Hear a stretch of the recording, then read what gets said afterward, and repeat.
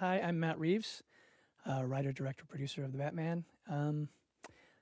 The beginning of the film is an interesting thing because I was thinking about the way these movies normally begin, and they usually begin with something very, very propulsive and kinetic, an action scene usually. And I wanted this to be very point of view driven, very intimate, and in that way almost a sort of have a perverse difference from the way that one of these movies might traditionally begin.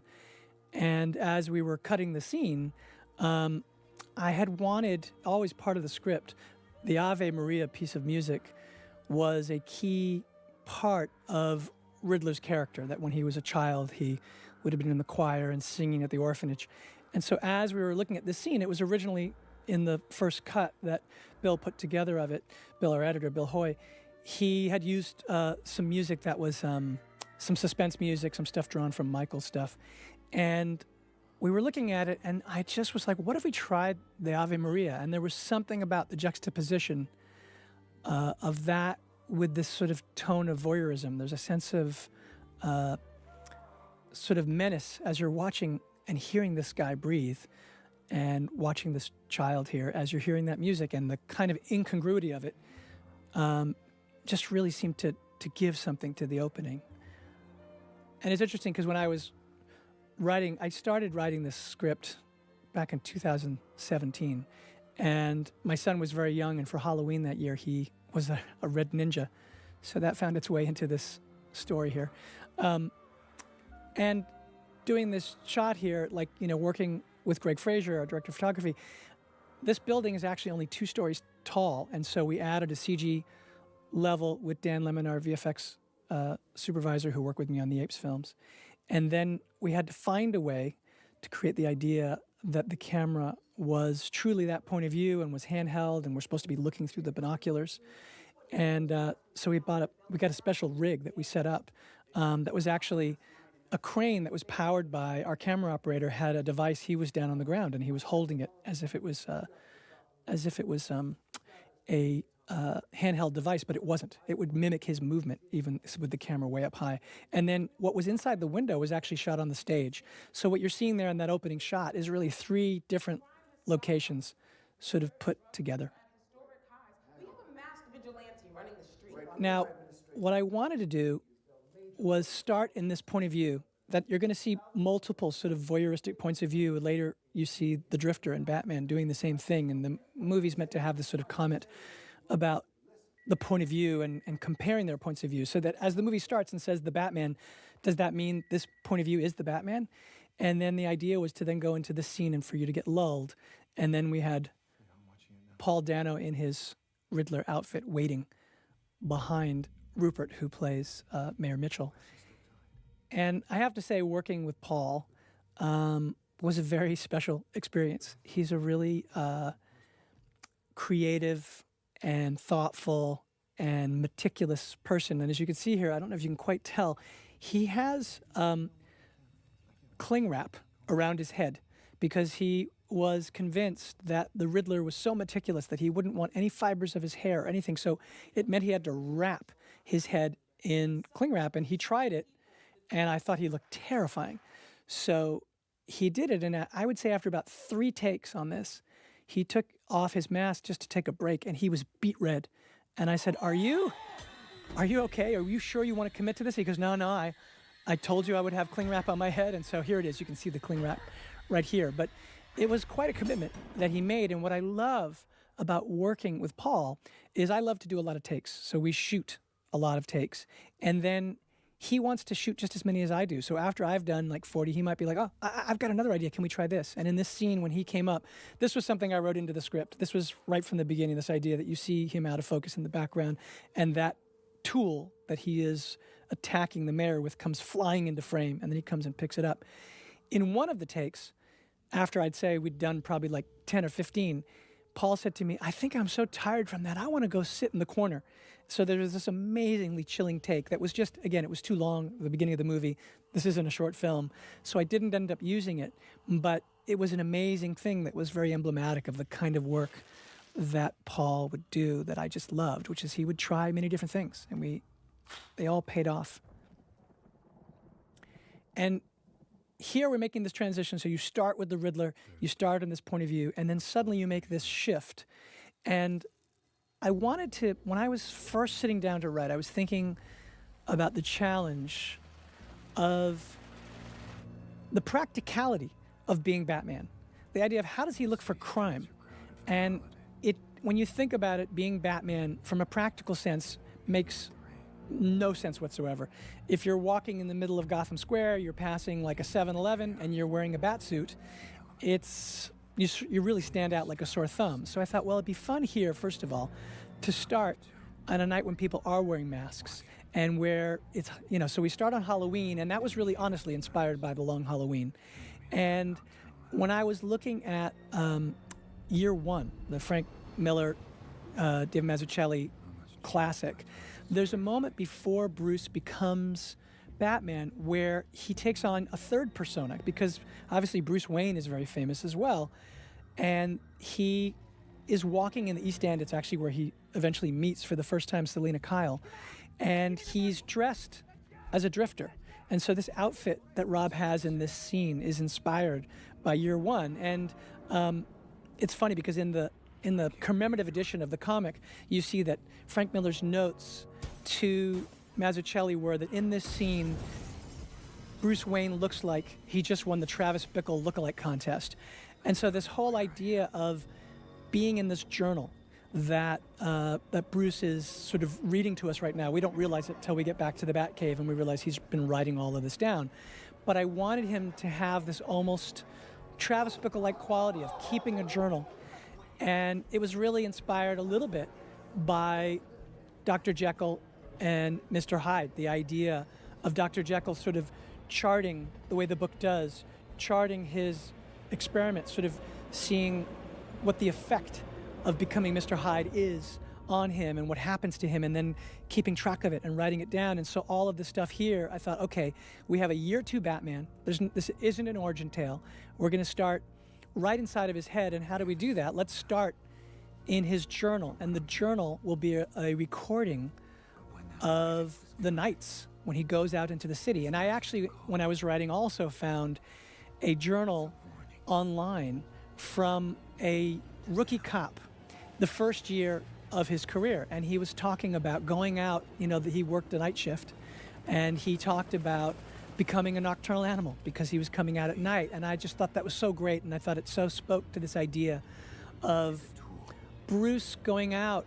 And in a way, and in talking to Rob, this was very much our discussion, he's sort of addicted to this activity, this event that we don't see in the movie. It's not an origin tale, but we refer to it later, that when his parents are killed, he never has really gotten over that. And so being Batman is really him just trying to make meaning of his life. And so while it sounds very heroic in a certain way, it's actually personally driven.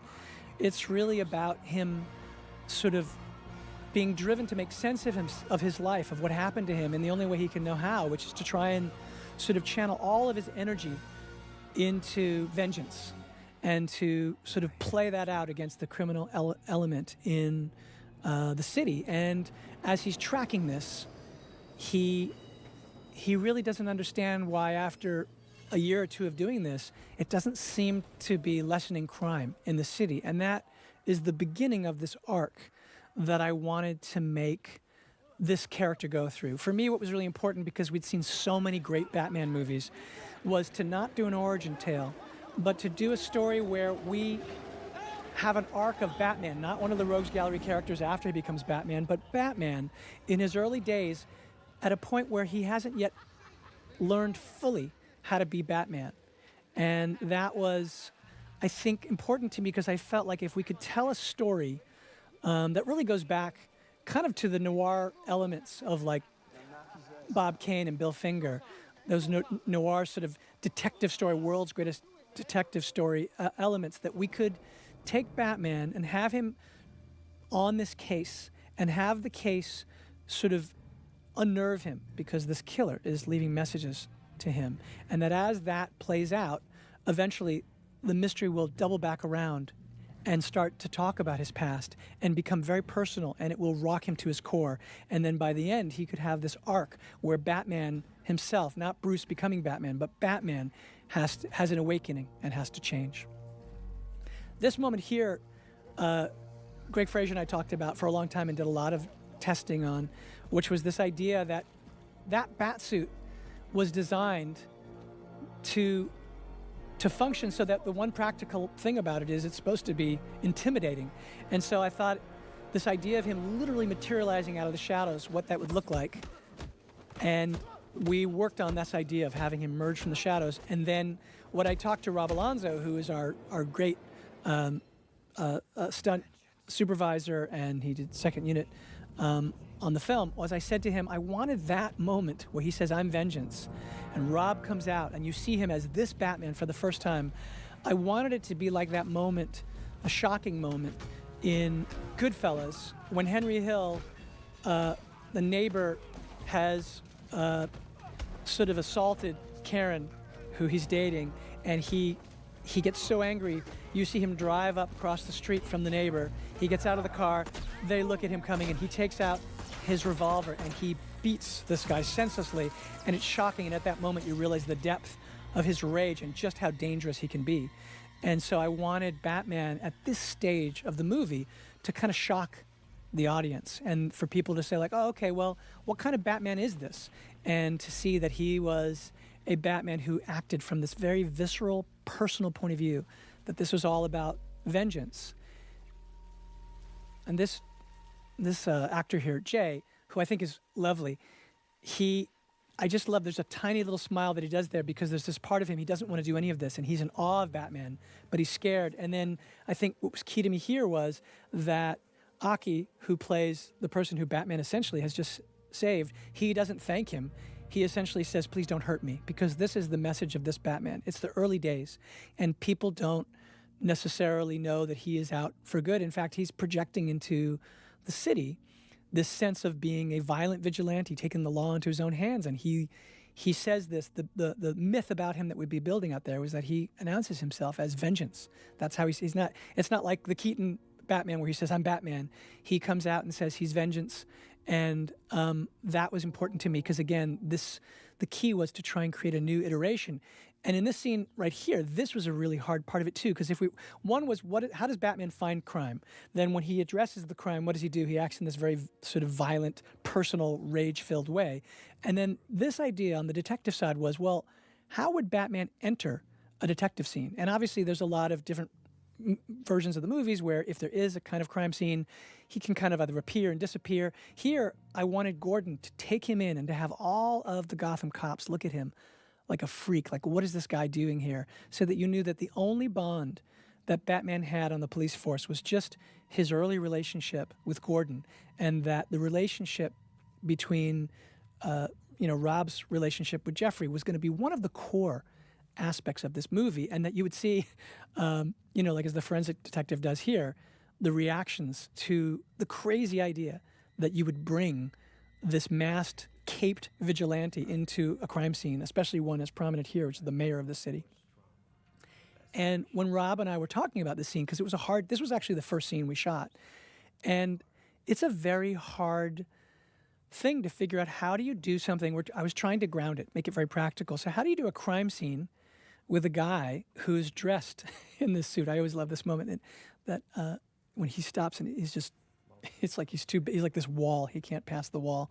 And I think the thing that Rob said that I loved was, well, he so doesn't want to be seen that he has to block out that everyone is staring at him. And so he said, maybe he comes into this scene like a shaman, and he's blocking out through the mask this idea of him and his shadow side, that he's in this very instinctual state. And so he's very attuned, and he's picking up on clues. He can see the ecchymosis. So that was all in the script, but the way that Rob's doing it, he was almost like an apparition. So in the scene, the way he moves, he's almost like a ghost. There's part of him that's like not, he's trying to be transparent in the scene, as if you can't see him, as if he's just a presence. And I loved the way he did that, but it took a while to figure out what that should be like. And even the tenor of his voice, how high his voice should be. I knew I didn't want to do a Batman that had been done previously where he had the growl that we'd seen. I felt, okay, how do we, because I knew that in this version, there's so many long, if you're going to do a detective story, Batman is going to have a lot of dialogue scenes, which when you actually look at all the movies, Bruce might have a lot of long dialogue scenes, but Batman's dialogue scenes, he has dialogue, but it's controlled. And this, by literally the necessity of solving this kind of crime, was going to require him to have long dialogue scenes in that suit, which meant that if he was growling, some of them were very emotional. If he was growling, we wouldn't be able to connect to him emotionally. So there was a real exploration of being able to figure out how to make that work. The cards here were super important too, because one of the early things, again, one of my approaches was I wanted to find a way to take this kind of fantastical world of Batman and make it relate to our world. So I started thinking about, again, inspired by The Long Halloween, I started thinking about serial killer stories. And in that, I believe it's Calendar Man who is leaving these sort of puzzles and these clues behind at these crimes. And I started thinking, well, maybe there is a killer who leaves this correspondence and these ciphers at all of the crime scenes, and he leaves them addressed to the Batman. And there was something in that immediately made me think of the Riddler because of the puzzles. And then on the flip side, in terms of the real world, I thought of the Zodiac Killer. And I did a lot of reading. I read the book Mindhunter, which is about profiling serial killers. And I just wanted to get into that mindset so I could understand this idea of what the world's greatest detective, how he would be approaching these scenes. Because I think Bruce would be doing that too. Bruce would be learning about profiling. He would be doing all that kind of stuff to basically make himself a detective. And there was something about the Zodiac, I think, that really applied to a new version of this. And then I worked with Paul and with Jacqueline Duran to come up with exactly what that costume should look like. And actually all of the elements of the Riddler's costume are elements that you could buy somewhere. You could buy the cling wrap at a store. That was Paul's idea. But the mask is actually you can buy it at an army surplus store. It's a winter combat mask. And that, along with that is sort of almost like a Travis Bickle sort of green coat that he had. And all of them happened to be this kind of olive green. And I thought, that's an interesting variation on the Riddler's classic sort of green color. And then the idea of him coming up with his own sort of question mark insignia that, to me, is sort of inspired by the way the Zodiac, apparently, if you see these police drawings, has created his own sort of crosshairs emblem on his chest. He was sort of making himself into a crude, horrifying, almost like a superhero outfit or like an anti-hero outfit, a rogues gallery character. And of course it's horrifying because he was doing it for real. And there was something about how that spoke about human nature that I thought, well, that would be interesting to explore, because it's so unsettling to think about the power of masks, that not only does Batman put on this mask and it gives him this sort of individuation, but it does it for the Riddler as well. And I wanted to constantly compare those two characters throughout the film. The other thing, in terms of getting into the tone of the movie, this song was something that I listened to when I was writing, the Nirvana song. And it was something to me that spoke about how we could do a new iteration of Bruce Wayne. We'd seen sort of the Playboy version who drives a Maserati and, has many women on his arm and seems like, is portraying himself as if he's this kind of sexist rich kid. And that had been done. And I just thought, well, there's another reaction that someone who's been through what Bruce has been through could have, which is, I kind of thought of him as like a member of the Kennedy family, or even like, a member of the British Royals, and the idea of that in the wake of this very high profile and tragic killing of his parents, that he could have another reaction, which was to sort of withdraw, to become kind of recluse. And that, I thought of the idea of like Kurt Cobain sort of jamming in an old decaying manor with his sort of amps and his electric guitar, and that quality of him being almost like a rock star who was sort of a recluse. There's something in that tone that I thought, well, I think people could look at Bruce Wayne, who's decided he doesn't care about being a Wayne anymore. He doesn't yet understand how useful it can even be to be a Wayne. He's addicted. The drug he's addicted to is being Batman. And he's driven to be Batman because it's the only way to make sense of his life. And here's that journal where it's year 2 and he is the Gotham Project. He notes some observations. That's like that sort of Jekyll and Hyde journal. And I just thought that there was a different tone here where if you did see Bruce, it was a rare sighting. It was almost like seeing Howard Hughes or something. And if you saw him, he probably, because he only goes out at night, would look like some kind of a drug addict. And the reason he was is because he only went out at night and he was addicted to being Batman. And so all of those things would make the world look at him as this kind of sort of tragic celebrity, somebody who's one of the Waynes but clearly was damaged and never got over it, and they're probably assuming that he is heavy into drugs. And that's his cover. They have no idea that he's actually Batman. But the idea in this Bat Cave, so this is actually James Chinlin and I talked about this when I was writing.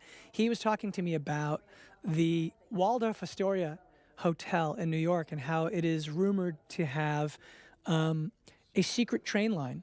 And the idea that the Rockefellers and the Vanderbilts might have had their own secret train lines. And we thought, okay, so instead of doing a classic sort of Wayne Manor that's in some sort of more away from the city place, that we would take Wayne Tower, which is traditionally Wayne Enterprises in the business hub, and instead turn that into the home so that he would live in a tower that looked like it might be some almost like a New York City Vanderbilt, old beautiful Gothic tower, and then under it would be the infrastructure under the building for an old train line that was a private train line. You actually see when he drives in, there's actually an old train car there that's one of the Wayne train cars, and that Bruce has essentially turned this into his garage. And there's no Lucius Fox yet. He doesn't have people helping him to build these projects. He's kind of, like I said, he's like a tinkering Kurt Cobain. Instead of sort of his guitars and amps and drums set up in the living room, he is building a car from kit car parts, and he is working on his bat suit, and you can see all the seams of it. So the idea was everything had to have a kind of hand-hewn quality. You can actually see the stitching in the cowl. You can see the scrapes from going out night after night. And that was one of the things that was important to me, was to say, okay, he's not at the stage yet where he lets anyone help him. He's doing this by himself. And one of the other key things was that the relationship that you have here between him and Alfred was going to be different, in that Alfred was never really suited to be a father. He was there to protect, he's former MI6, he was there to protect the Waynes, he was close to Thomas Wayne, and he was the one who became Bruce's guardian, but he wasn't emotionally equipped to be a father. He wasn't anywhere near being a father. And so all he could really do was teach Bruce how to fight, and in a way probably helped him to avoid his emotions. And now he's starting to see, 2 years into this project, that this might be dangerous to Bruce, and it's heartbreaking to him. And this glimpse here, this idea of the contact lenses being one more sort of way that he takes everything in his journaling and then has to force himself to remember. When he sees the way that child looks at the way the mayor's son looks at Bruce, he realizes, he sees the look of Bruce as a child all over again, and he feels this tremendous guilt, like, how have I failed? And yet everything all comes back to the ways in which they can connect. And the way in which they can connect is through the fact that he was MI6, through the fight training, and in this case, through the cipher. So while there's this bad blood, he's like, "You're not my father," which is this very painful thing for Alfred to hear. And in many ways, he knows he's not the father because he knows he failed him as a father. They do find a way to connect when it comes to this kind of detail, which is the sleuthing, the crime telling. And so my hope would be, would have been, as we're creating this relationship, that this is the foundation for how not only is Gordon clearly his partner, they're like two cops in a way, but that Alfred is a key partner of his as well, and that these are really the only people he has any kind of intimate contact with. But it's very fractured because Bruce honestly does not want to let himself get close to anyone because he doesn't want to make himself be vulnerable. And so this idea here of Dory and Alfred and Bruce, to me, that was sort of like, there's a great documentary called Grey Gardens about this mother and daughter who live in this old decaying sort of manor. And they seemed like this kind of strange, dysfunctional, odd group. And I figured, well, that's really all that's left of the Waynes. This would have once, when he was a child, would have been filled with staff. But now it's just Bruce and Dory and Alfred. And they're just a very strange trio. So that was sort of the fun of that, was to sort of say, again, how do we do the Waynes in a way that feels fresh and felt like it could be iconic and familiar, but also a new take. The working out of these clues was one of the tricky things about the script, and we were reading, riddle books and that idea of the cipher, and how the cipher could be a word that was made up of letters and all that. That was, doing a Riddler story is a pretty fun sort of challenge, but it's also, the script took an incredibly long time to write, and part of it was because so much was dependent upon all these little details, all these little clues, and they were really fun to lay out, but they were challenging. I mean, it's funny even here, like shooting a Batman film, you look at this and you think, oh, it's fine. So Batman is just looking, he's got his UV light, he's looking for clues. But honestly, even Rob just getting in this position was brutally difficult. My memory of shooting this scene was how impossible it was in a bat suit. In fact, even his ears fitting into this Aston Martin was very difficult. And so there are all these things that you just, like I said, there's nothing practical about being Batman. And yet the whole thing was, how do we make him look cool as Batman? How do we make it seem practical? And how do we, how does all that function? So actually working with Greg, we spent a lot of time figuring out when the light hit Rob in a way where it kind of didn't make him look cool, where you looked at it and you thought, well, that just looks ridiculous. And then there were other times when the light hit him just in this way that sort of gave him just enough of that mystery. So even every detail of how to light the close-up, how to get Rob in the position that he needed to be in a suit that has ears attached to his head, that has, difficulty, sort of moving, even though we worked really hard with Glenn Dillon and Dave Crossman, who designed the suit, to allow him to fight and have a kind of real mobility. It's still limited, and he still has a cape. Like, there's a lot of things that makes it very hard to get into positions, and so you don't think about how crazy it is to do the simplest things, but things on the page that look like they would be very simple were incredibly challenging.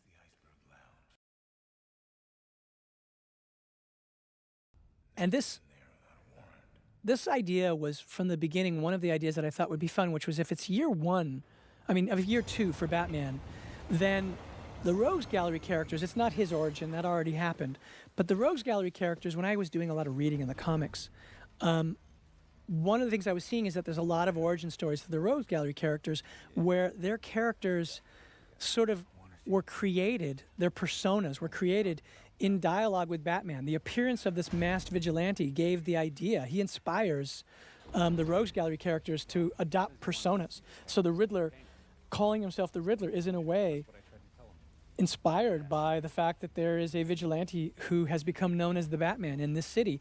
And I thought that the opportunity to have all of these characters in the early stages, so like the Penguin could be a mid-level criminal who wasn't yet the kingpin that we know he's going to become, because we know how much fans have such familiarity with who these characters become ultimately. So the idea of having him be a sort of impresario, he's running this club, he's working for Falcone, but he's not yet what he's going to become. That was sort of the fun of doing that. And in casting Colin, originally I hadn't thought that we would make him up to the degree that we did. I just thought that what we would do, when I met Colin, he grew this insane beard. He looked really amazing, and he also had gained weight, and I was like, wow, he looked amazing. And I was like, hey, I think it'd be good if you kept on some of that weight. It was for another film that he was doing, and he said, at the time he sort of was open to it, but then after doing the role, he felt that it was really hurting him health-wise. And so I had just thought that what we'd really do is he would keep that weight, and then Mike Marino, who was going to be doing the prosthetics, I wanted him to have kind of a nose that was kind of like John Cazale, who plays Fredo in The Godfather. I kind of saw this kind of connection between him and like Bob Hoskins in The Long Good Friday, kind of a gangster story. And so I thought, wow, we take some of these elements. And then Mike went off and he sculpted the face you're looking at right there. And I was like, oh my God.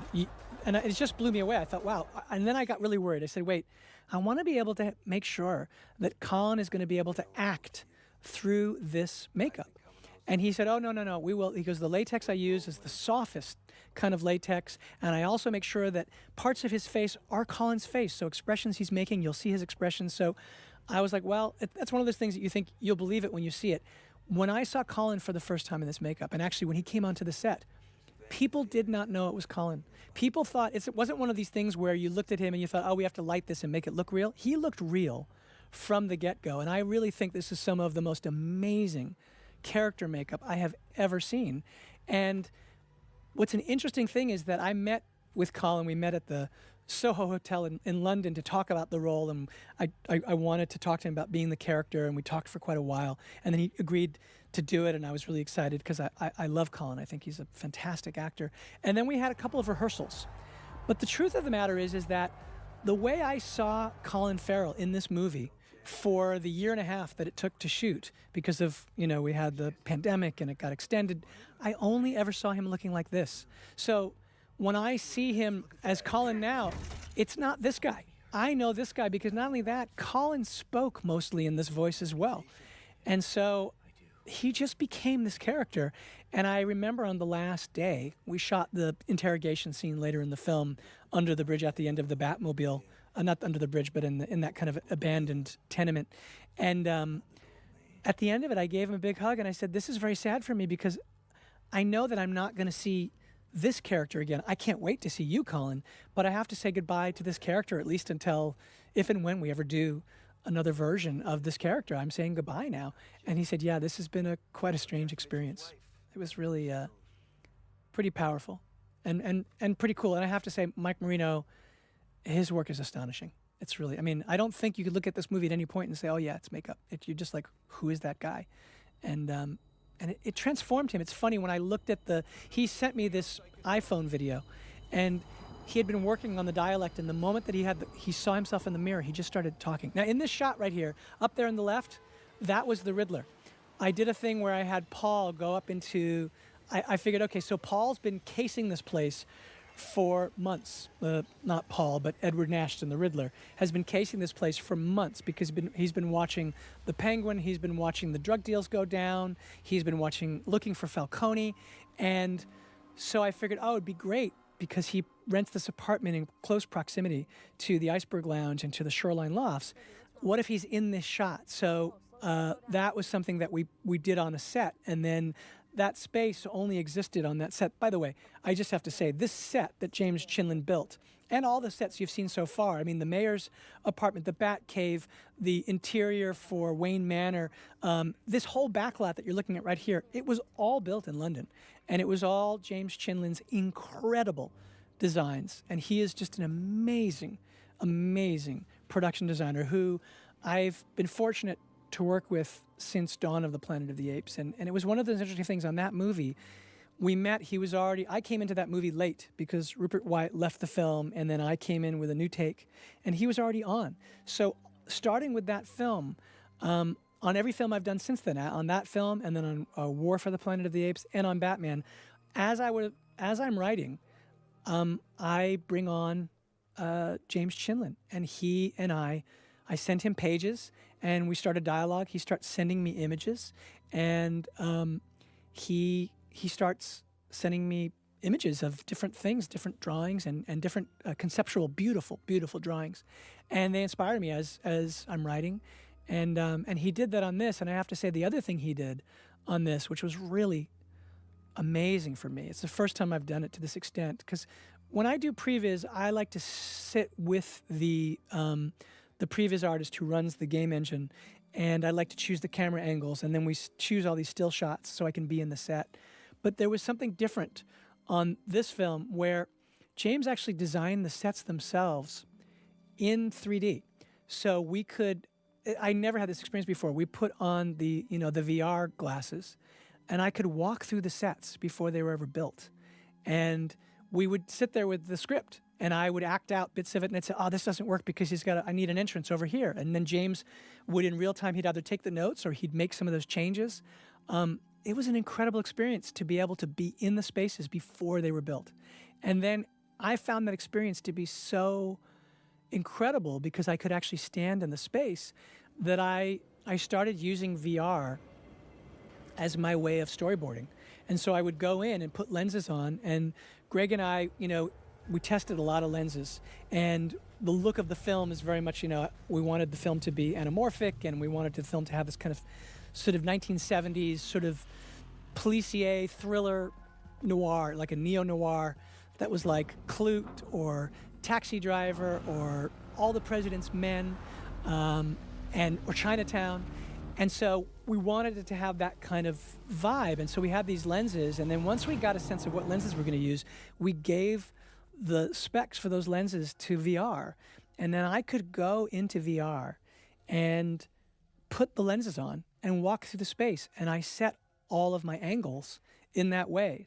So I was able to, we did that throughout the movie. But like if you look at the opening murder, long before I ever went to London, before that set was built, I was able to sit out there and scope those shots and look at those different things. And then with those VR grabs, which were essentially storyboards, I could then come to the set, and then I would talk to Greg about them, and then he would say, well, let's find those shots. And we would get the lenses, and then sometimes we'd say, it's even better on this lens, and we would try all of these different things. But I was able to storyboard the whole movie in VR, which I'd never been able to do before, and it was incredible. It was a special experience because I'm a very literal person. I love to walk into a space and put on a lens and have an actor step to his left, step to his right, look for the shot and be intuitive. And that's very difficult when you're doing that in a VR space. And I've had to do it before, but I've always found it to be very challenging because you're not actually in the space. But now with this tool, with VR, it's available to you. You can actually stand in the space. And I think this is going to happen more and more. I think, the thing is that I think this technology is going to enable it to happen even for smaller films. On War for the Planet of the Apes, we were able to scan roughly the area where we were doing the opening battle scene. And I was able to set all those shots because we had scanned that area. And I think you could take the rough layouts of sets you were going to build and do a very simple layout in VR. And on an independent film, you could go into VR and you could set, knowing your lenses, you could set a lot of your storyboards. And it's a pretty great way to do it because the only other way to do it is either do it on the day of or, of course, in your prep. And on these movies, they're just so huge that to be able to spend as much time as you want to beforehand on every set, given how much preparation is required, especially in a mystery film like this where every detail matters. What your shot of the clue, when he's looking at the card, the shot's looking up at him, the details of the blood on the floor, and how the Tucker tool leaves this mark. That all has to be. You don't make that up on the day because if you did, you would be shooting what was supposed to be, like a 2-day scene would be like a week, and you'd be in trouble. And I have to say that even within that, I definitely went over on these crime scenes. They were much more detail-oriented than I had ever thought they would be, and they were challenging. And so this VR tool, I'm excited for what I think it's going to mean for filmmakers of all budget ranges. And it's something that I hope that I'll carry into all the films, that I do.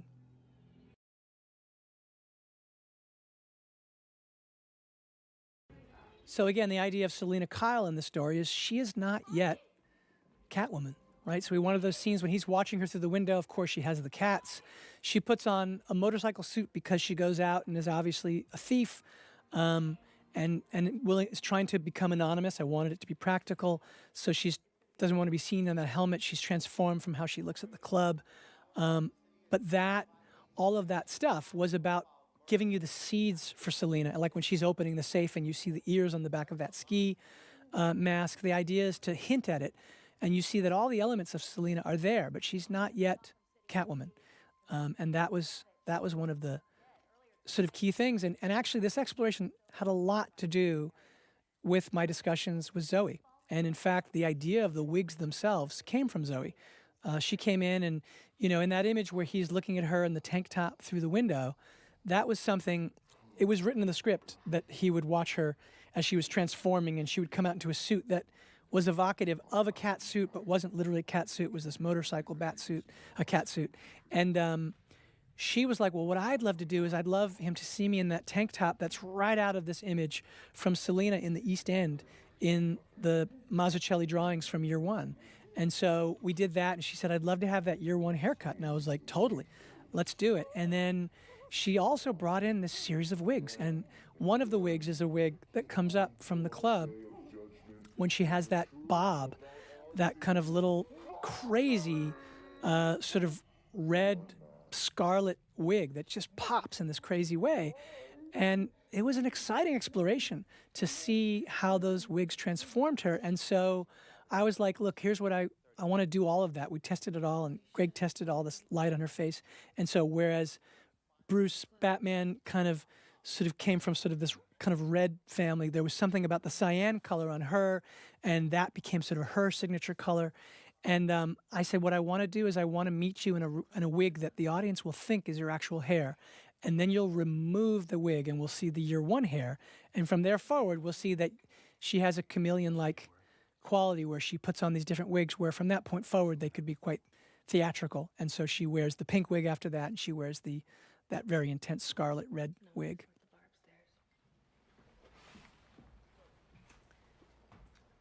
But also in my discussions with Zoe, the cats were really important to her, and they were in the story. But she said, I want to understand what it means. And she goes, to me, I'm thinking it's because I collect strays because I was a stray, and I love that. And she said, do you think I could say that in this scene? And I said, sure, I'd love to write that in, but what's going to provoke it? And this is her line that's coming up right here. She said, oh, that's easy. You could just have Rob say, you got a lot of cats. You got a lot of cats. And so then she could say, I have a thing about strays. And that's how we got in this stuff about the backstory, which was all about, really it's about her relationship with Annika as well, which is that Annika is, we find out later, not so different from her mother, who she lost when she was very young. That she's like Bruce in that she is an orphan, but she didn't have any of the resources that Bruce had. And so he has this sort of image of her, which is very much taken from the Alan Pakula movie Clute, starring Jane Fonda, which Jane Fonda gives an incredible performance, and in which Donald Sutherland plays the title character Clute. He's a detective, and he's investigating the murder and disappearance of this man, and comes in contact with Bree Daniels, who Jane Fonda plays. And in it, he's judging her because in that story, she's a prostitute. But similarly, he's judging her because he's very, Clute is very, in a certain way, sheltered. He comes from a much smaller town, and he's not sophisticated. And New York is a really tough place to survive. And there was something about that and how it applied to Selina in Gotham, and the idea that Bruce he's gone through the trauma of what he's lost, but he has a safety net, and that's the wealth that comes with being a Wayne. And it's actually a luxury that allows him to do something that you wouldn't normally get to do if this had happened to you. The idea of being a vigilante is a pure luxury. Building that car, the suit, the whole thing. He doesn't even have to hold down a job, right? He's doing all of this because he can, and it's the only way to make sense of his life. Selina didn't have it that easy. When she lost her mother and she was in the orphanage and she had to get by, she had to become a survivor. And so some of that was to learn how to transform, to, sort of fit into different situations, those wigs, be a chameleon, and also when she needed to be a thief, and she becomes this cat burglar. And so he's judging her because he's thinking, oh, well, if she's in this world, if he's finding her in this world of the mob and the characters you see in the Iceberg Lounge, then he's assuming that she must be of low morals. And actually, when you look at the story, everything he thinks about her is wrong. And that did have this connection to Clute, in that Clute sort of judged her, and it didn't keep him from falling in love with her and seeing the person that she was and starting to understand what she had done just to survive in this rough place. And so it's different, but it inspired a bit of how we sort of tried to portray Selina in this city. And with the difference being that she is a very empowered character. That, Zoe has this great strength, and when she came in and she auditioned for that character, she actually did a screen test with Rob, who was in this crazy makeshift cowl, and she was wearing a kind of sort of leather jacket and had to take on the helmet on and off of the motorcycle. But she had that confidence right from the beginning, and there was this great chemistry between them. They were friends, and you could feel they knew each other. There was something between them that came across on camera, and she had that fire that Selina had, and so she really grabbed the role. Ow. I don't know about these things. I need to see you. And this idea here of the contact lenses, to me, what was important, for me, in telling a story, it's certainly true of noirs, right, to do a point of view story. But for me, it's important in general, in terms of what I like to do storytelling-wise, which is to put the audience in the shoes of a character who you are not.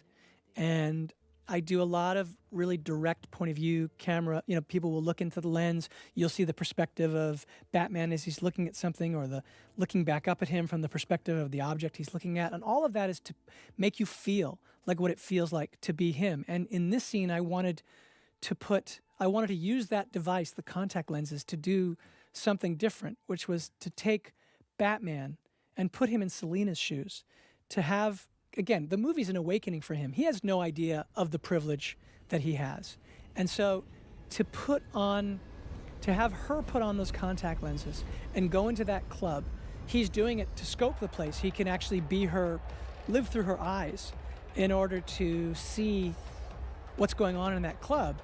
But he has an unexpected experience, which is that he suddenly gets to feel through her eyes what it feels like to be objectified, to have those corrupt businessmen and politicians and mobsters down in the club staring at her body, looking at her like she's a piece of meat. And that idea of giving him even just that little bit of awakening, of him having to have his sympathies extended so that he can understand the way that she's had to survive, that she knows how to turn on that image on and off because of survival instincts of what to do, but the discomfort of feeling that leering gaze that, by the way, the audience itself, of course, in these movies is always guilty of, right? That's always the thing. That's a Hitchcockian thing. Hitchcock would put you in the voyeur's gaze and you would be implicated. You would feel like, okay, the guilt of wanting to stare and observe, like we all have that impulse, but then the idea of that, the discomfort of being watched, of being the object of somebody's gaze, is a very unsettling thing. And I really wanted Batman to feel these eyes in a way on him, to say like, oh, this is an experience. And he is compelling. He's saying, wait, if you look away, I can't get the IDs. That's not going to work for me. And then he starts to realize, oh, look at these creeps. And so that was one of the tricks of the movie that I wanted to try, you know, from the script stage, which was to not only tell a point of view Batman story, but to have Batman live a bit through her point of view. Jesus, I hate drop heads. Really? And this was a very challenging scene to put together because I wanted to limit our points of view to these shots that are either from the image intensifier, which are the contact lenses looking. You'd be watching Batman watching the computer, or you're leading these shots on her. And there's a couple shots where I broke that rule, and I have, like in a second, Peter Sarsgaard will come over, and I actually covered him just in case, and I realized that I wanted it and needed it, but I tried to be very rigorous, and we were dealing with the sound on this. One of the things that was challenging was that the more that we treated the sound as if it was coming from inside the computer, the more distant you felt. And I wanted this to be an immersive experience, so I talked to the sound guys about how can we make it feel like we are in that club with her, where, like Batman, by her wearing those contact lenses and wearing some sort of listening device, was inside the club. And so they took the sound, and in a way, when he talks to her, he's like the voice of God. He's all around her. So when you listen to this movie in Atmos, his voice is in a way you would never normally play it, which is that he's all around her, he's in her head. And everything that she's hearing, he's hearing as if he's got like stereo headphones on, as if he's in the space with them. And that was so that the audience would not feel distant from this experience and that we'd be connected to it. But we had to arrive at all that. And these are the same sound guys, Will Files and Doug Murray, who I've worked with since Cloverfield, actually, which also was a very point of view, rigorous sort of film. And so were the Apes films, and Let Me In that I did with them. And so I always love going on an exploration with them on sound. And even earlier, when they first go into the club, the idea of what it sounds like to have the club sound be so almost painfully loud, so you feel like you're really going into the club with him. the soundscapes they create, I think, is one more thing that really adds to the point of view experience that you have in the movie, which is exciting for me to try and find ways to provoke that so that the movie feels, again, like you're having an immersive experience, you're becoming the characters. There was a rat. We had an informant. We had big-time information on Salvatore Moroni. That's how we got him out of the drops business. This is a scene, actually, which was, This guy knows. it was very challenging. We had rehearsed this scene, and Peter, who I love, we had a wonderful experience on this film. He was like, gosh, I'm not sure about how I'm giving some of this information.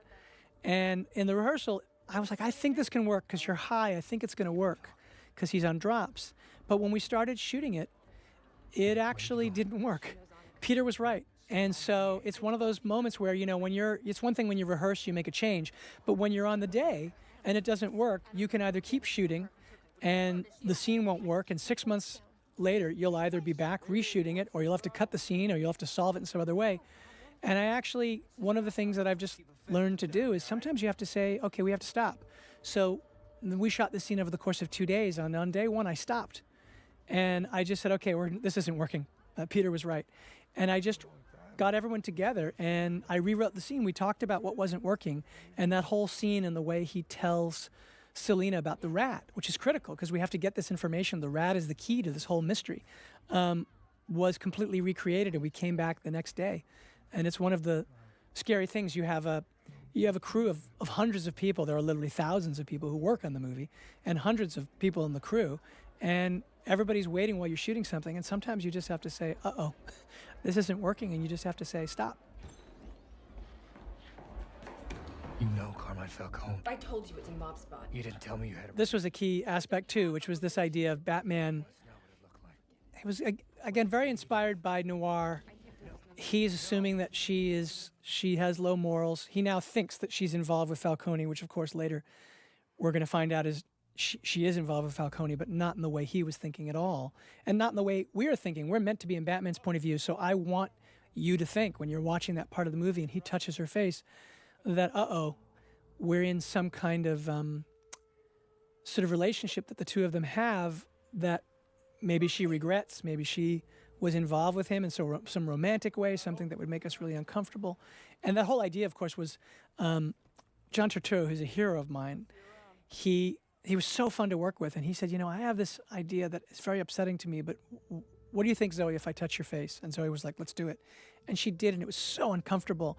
And it did exactly, I think, what we wanted, which was that in Batman's eyes, it implied something between them. And Batman is really, in certain ways, Bruce is stuck at being 10. So he can't help but be drawn to Selina right from the beginning. And yet he looks at her, he's terribly attracted to her, but he also looks at her in this way where he thinks that she's of low moral quality, and he's actually feeling quite jealous in that scene. So he's really mad. He feels betrayed by her because he just wants to imagine that she's going to want him. And then he realizes, wait a minute, you've been with Falcone and you're not what I thought. And so it creates this sort of break in between them. And it begins this sort of continuous sort of jealousy that continues throughout the film. And then later in the film, like, as I was saying, in noir, it was kind of paralleling the relationship of Evelyn Mulwray and Jake Gittes. Jake Gittes is assuming that Evelyn is somehow involved in her husband's death. But over the course of the story, you come to realize that that all has more to do with her father and the very upsetting relationship that they have. And he realizes in the end that he needs to be involved in trying to save her. And that he was completely wrong about her. And I wanted the audience and Batman and Bruce to be wrong about Selina Kyle. And thereby kind of implicate the audience in trying to assume, oh, okay, well, I'm sure she's immoral or amoral in some way. And there's some truth to that because you have to be willing to find some way to survive in a place as rough as this. But her story is actually quite personal and earned. This whole idea of the meeting in the tower, for me, was inspired by All the President's Men. I wanted this whole mystery of looking for the rat and understanding how these pieces fit and renewal to be like All the President's Men when they are following these clues and eventually it leads them to Deep Throat. And I thought, oh, these scenes of the two of them are kind of like Deep Throat in the movie where they meet, where Redford's character meets with Deep Throat in the parking garage, and they whisper about the conspiracy and how high does it go? How far does the corruption lead? And so these were fun scenes to write, and then to shoot with Rob and Jeffrey to really do something I think that hadn't been done in quite the same level that we were going to do, which is that these guys are partners. They're kind of like two cops. It's like, All the President's Men, but it's also like the French Connection, And so the idea of them having this kind of implicit trust for each other, while still in certain ways not knowing each other at all, they know each other through the work they do. They trust each other at some deep level. And they're swimming against the tide of corruption, which is enormous. It's just the two of them fighting alone. And that was a fun thing. I love that, and I love the music that Michael plays in this scene. He's got that electric guitar to give them kind of this sort of badass edge of these two partners trying to figure out this mystery and just how far it leads. And even the name Coulson and the name Mitchell, they were taken from the true All the President's Men story. And I just wanted I wanted the movie to have that texture where it felt like a true conspiracy. It felt like it led to government conspiracy that had the ring of truth, and that, in the case of Watergate, led all the way to the presidency, and here leads all the way up to the mayor and then the person who really is the acting mayor, the Noah Cross from Chinatown of our story, who is Carmine Falcone.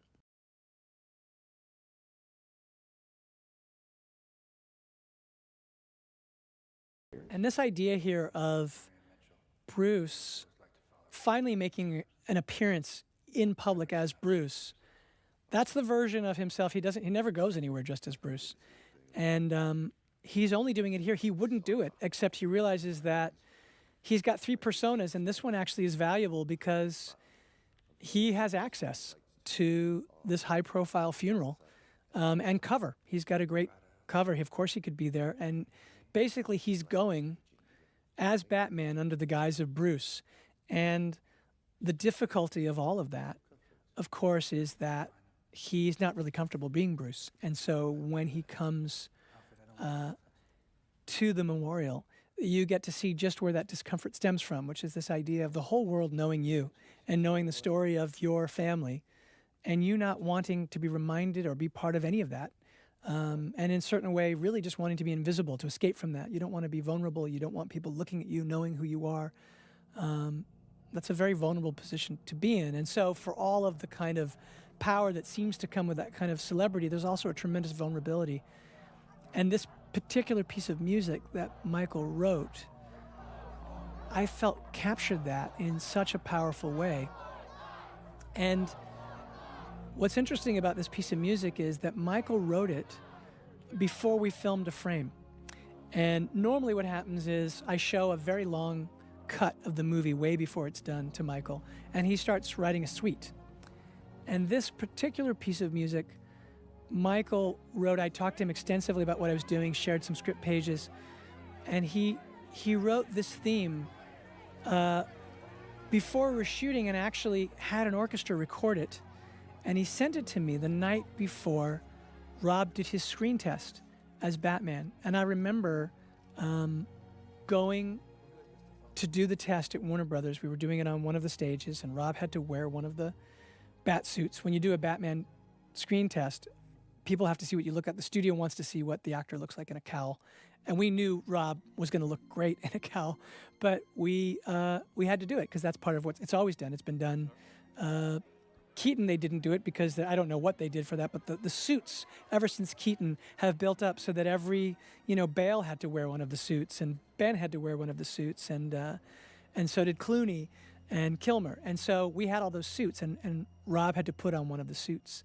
And we went there, and that day, as I was waiting to go in, Dylan Clark, my partner, my producing partner, pulled up, and I said, "Get in the car." He said, "Why? What do you got?" I said, "Just sit in the car with me." And as Rob was getting dressed in that suit, we listened to that theme, and we were both so moved, and we were like, oh my God. And you suddenly feel the whole weight of the history of what you're doing. I mean, the character's been around for over 80 years. it's an enduring myth. And then the movies have been around, you know, since the 80s. I mean, obviously even before then, the 66, Batman 66 was my first introduction, which was the movie with Adam West. And of course, I really got to know him from the TV series.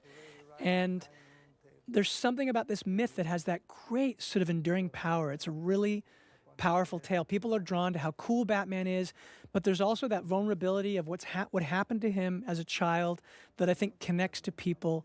And there are just all these trappings that just have an enduring quality and have lent themselves to many interpretations and to some great movies. And to suddenly be there that day and have that moment where we knew Rob was going to be testing in one of the suits. He actually tested in, I had thought it was Clooney's.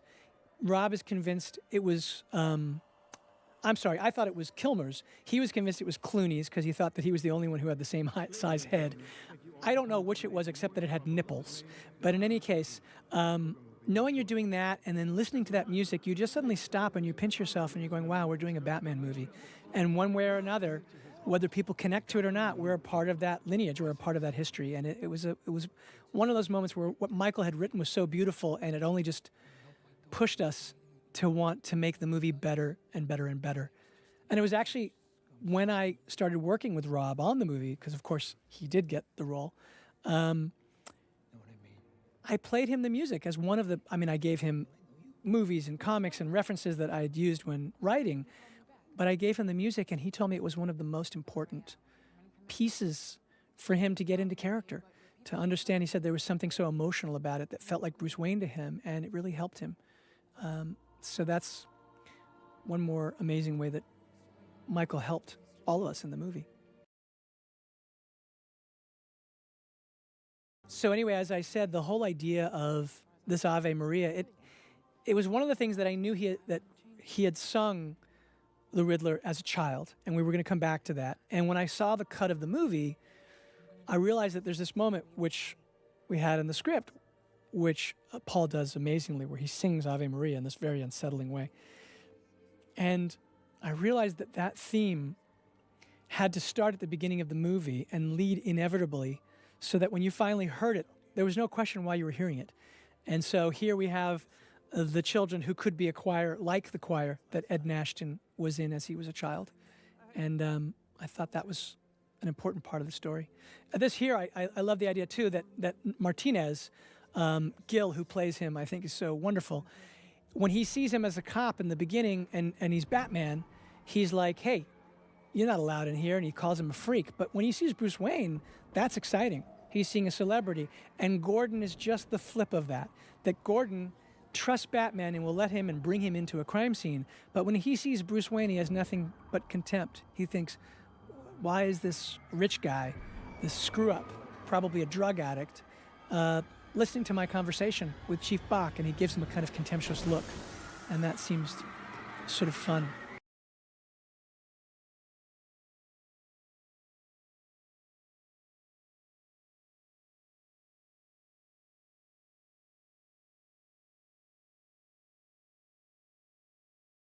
That idea, that was Paul up there, and that was one of those things where, you know, determining how much you see of Paul, it was one of the things I think that really drew Paul to wanting to play the Riddler. He connected to the journey, but I think also it was one of these things where he was very drawn to this idea, which I was in writing it and in talking to Rob, to this idea of, I guess, what's called mask work, this idea of working behind a mask and how it transforms you and how you lose yourself in it and how you become instinctual in it. And so Paul's seen in the movie without that mask so few times. And that moment, actually, of him up top there, that is Paul. And it was like, how do we make him look iconic without the mask on, so that you know it's him? And there was something about him in that coat that sort of did it. But you actually see Paul very sparingly in the movie, which is part of the power, because he's very he's a mystery that's gnawing at Batman. Why is this guy writing to me? Why is he writing to me again and again and again? Because the idea of Batman is, of course, to be anonymous, to come out of the shadows, and then suddenly to have the lens turned on you, to have somebody writing to you and leaving you clues is very unsettling. And we wanted to build the idea that one of the reasons might be that maybe he knows something about him. And to get to a place where it starts to seem almost irrefutable that the Riddler must know who Batman is. So that way, when we find out that isn't the case, and that the story is essentially a kind of, in the Riddler's mind, a love story between the two of them, and by the way, a tragic one, because Batman does not return that affection, that it'll be a shock to the audience. And then you realize, well, wait a minute. If he was writing him, it wasn't to tell him, I know who you are. It was because he thought they were partners and something more is coming.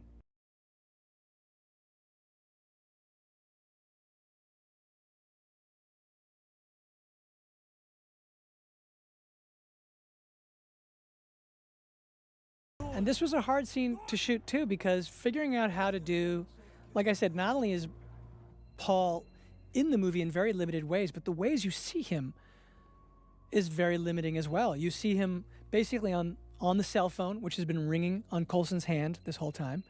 You see him on the TV where he makes his kind of social media sort of videos that get picked up by the news. And you see him very, very fleetingly. You see him over a computer screen. You see him in Arkham. It's, there were very specific tools that Paul had. And I think he was excited about the challenge of conveying something through that. But when we shot this scene, even shooting this scene was a challenge because the three actors had to play off of each other in what was a very long dialogue scene. I mean, this is almost like a long little 10-minute sort of scene, like a one-act play, which is the death of Coulson. Here he is, waiting vulnerably. Batman comes in, and then they answer the phone, and then this series of riddles is presented, and he has to try and solve them, and we're getting at the mystery that the Riddler's trying to lead Batman toward, and it's happening significantly on a cell phone. And I needed the Riddler because this is one of his key appearances to be felt on this scene, and so we actually shot this scene with the cell phone. Paul was in another part of the set, and the actors were talking to Paul over the cell phone, and they were playing off of each other, and it was a very challenging and unconventional way of shooting the scene. And Paul's actually in control of the cell phone, so he picked up the cell phone and started filming himself the way that he wanted to be seen, and that was all part of how the Riddler would be presenting himself to Batman. And then I wanted that glimpse where you realize, wait a minute, it's not just Batman and Coulson, but the city that must be seeing this, that he's live streaming, and this idea of this almost Instagram-like sort of approval where you're seeing the hearts. There are some people out there saying, like, this place is corrupt, and they're looking for blood. And I wanted that, in a way, to speak to, I think, something that for me feels very much of our time, which is the way that we communicate on social media and the way events can become viral in a very unsettling way, and the way the mob mentality can sort of spread through social media, because there's a kind of emotional distance that allows you to not really have empathy for the people on the other end. And so people can root for Coulson here to be murdered because they can say, he was corrupt, he deserves it, and there are people who are waiting to see him be destroyed, to see him be blown up. And yet the goal here for me, and what I think Peter did so beautifully, was that he, for all of his flaws, he has made the wrong choices. He has done some terrible things and been part of a terrible, corrupt system. But you also see his humanity, and he's desperate. And so I wanted you also to feel that while you didn't admire him, you could feel for him. And that when he talks about having his family, that Batman can see for a moment that this guy is, whatever's going on, he's so frightened by the depth of this corruption. This conspiracy is so dark that in order to save his family, Coulson is actually willing to die, that the choice to not give the answer is somehow preferable to giving the answer, because as Peter then says, if he gives it the information, it's going to affect not just him, but the people he loves. And so that idea would speak about some power that goes well beyond what any of them are thinking. And then to find that way, to have these interstitial, almost unsettlingly funny interjections by by the Riddler saying 58 seconds, where they'd be creepy but also oddly funny. Like, this was a very challenging scene, and I have to say I think the actors were amazing.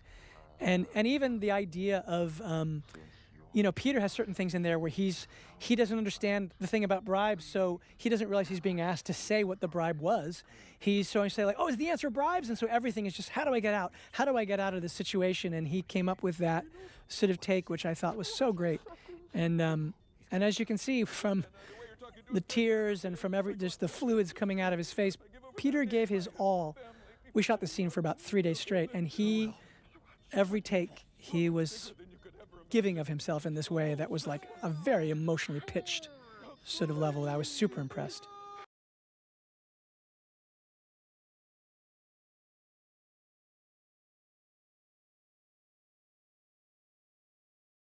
This is one of those things too where I wanted to put you visually inside. This is like classic noir, where your sort of main character, your detective, has an experience that knocks him out, and then suddenly we are in his eyes, and you're with him as he blocks out, and that ringing of the ears and the sound. Doug and Will did such a great sound treatment here, I thought, of being in the most vulnerable spot, which is that if he'd been knocked out and brought back to headquarters, right now they could take that mask off. And I wanted this sort of tease of being able to hear the voices and feel helpless, like, oh my God, any second he's going to be exposed. And then he gets the resources to sort of jolt back into almost like an adrenaline rush, back into the fight.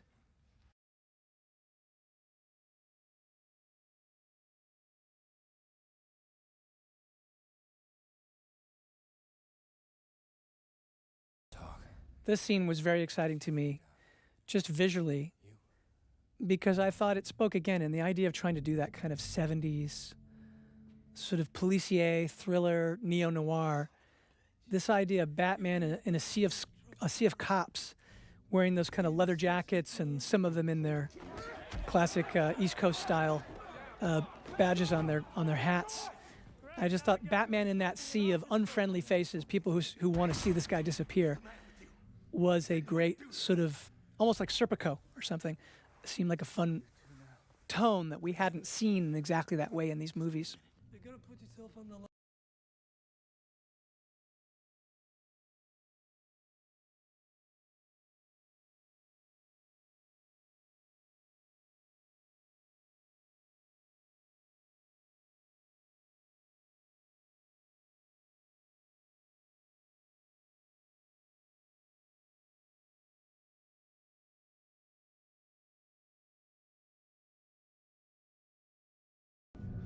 Again, in the writing, this was a fun moment because I wanted the audience to briefly think, is there any chance that Gordon is not on his side? And then when we were doing this, I was so amused by the way he says, I gotta get you out of here. And then he says, I put a lot of heat, but it's this smile from Rob at the idea that he might even enjoy punching Gordon in the face in a kind of fun way, like, oh, you want me to punch you in the face? Great, okay, ready, I'll do it. And there's something, again, about that partnership and the two of them willing to do whatever it takes together to get through this, to fight through this, that I sort of thought was a kind of fun partnership we hadn't ever seen. And I just think that the relationship that Jeffrey and Rob created, the energy between them, is a very special one. And I think, again, is a version of this relationship we hadn't quite seen. It was very much inspired by Year One, because Gordon in Year One has a great swimming against the stream, imperfect quality. And I think the way that that Jeffrey talked about it that I loved was this idea that Gordon is always just a little bit in over his head, but he never stops. And, Batman has all these resources, and Gordon just has his gun, his badge, and that police issue car. And yet he's still out there on the front lines doing whatever he has to do. And there's a kind of joy in watching somebody kind of go to those lengths to try and do whatever he can to do the right thing. And he's kind of inspiring in that way.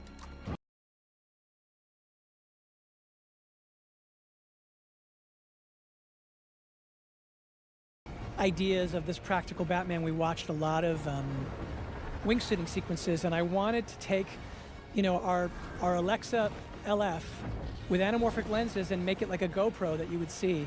And we did all these angles and figured out how to do them so that this would feel very practical. And then I wanted him to have, it totally makes no sense that this guy thinks he's going to have a soft landing with a wingsuit. You can't really do that. And so we wanted him to feel the pain, because this iteration of Batman, he takes as much punishment as he deals out.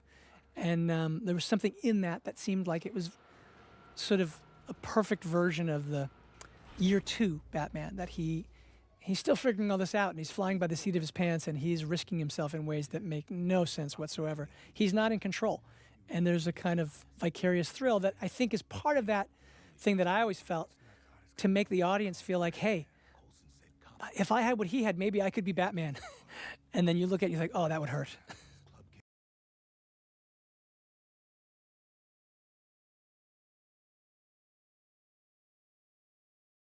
And we shot these sequences, all these scenes in the tower were shot in with a technology called the LED volume, which was done with ILM, and which Greg is really one of the pioneers of, from a director of photography standpoint, with ILM, where the environments are all actually pre-made and then are being shown on those screens, and they are actually the source of light in those scenes, and you'll see the effect of it in a really profound way in the sunset scene that's coming up when Batman meets Selina in the tower at sunset. And all of that light is coming from the screens, and it makes it very naturalistic, and you can then create that environment. Creating our own Gotham was one of the things that really mattered so much to me. It's one of the things that James Chinlin and I talked about from the beginning, which was that we didn't want to do a Gotham that was like any particular American city, because then you'd say, oh, New York is Gotham, or Chicago's Gotham, or Pittsburgh is Gotham. We wanted Gotham to be our own. So what we did was we shot, actually primarily, aside from our sets, we shot primarily in Liverpool, and then added all the modern buildings. So we'd have that baseline Gothic architecture that was all real, and then add the buildings that were easier to add, that were more modern, through CG, and create, that was the beginning of the footprint, and then carry that up into the tower and build that skyline. So it was our signature skyline, and that centerpiece bridge, the keyhole bridge that was James's design, would sort of be one of the central parts of the city that you'd see from all these different perspectives. And so doing that and being able to do that, not only by shooting practically in these places and supplementing those shots, extending them with CG, but also having that skyline surround them and even be the source of light and the view around them in that tower where they're doing those kind of deep throat scenes.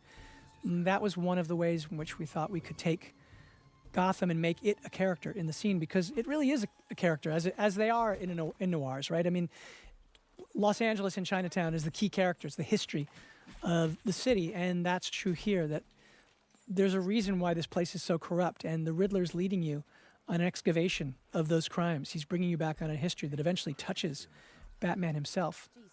And so the city was super important, and how we depicted that, and between what James did with the sets and what Dan was able to do with our effects houses in terms of extension and all of that building, and what Greg did through the texture that came from the kind of very dirty anamorphic lenses that were very imperfect with water on the lens, including this scene where one of the great things we did here, like we're shooting in the rain, and we just decided that we would let the water get in the lens and make this all feel very visceral, so that you would feel like you're right in there with them. And all of that was to create a sense of place that made you feel like you were in a mythic place, something that felt Batman-like, but also a place that felt grounded and real.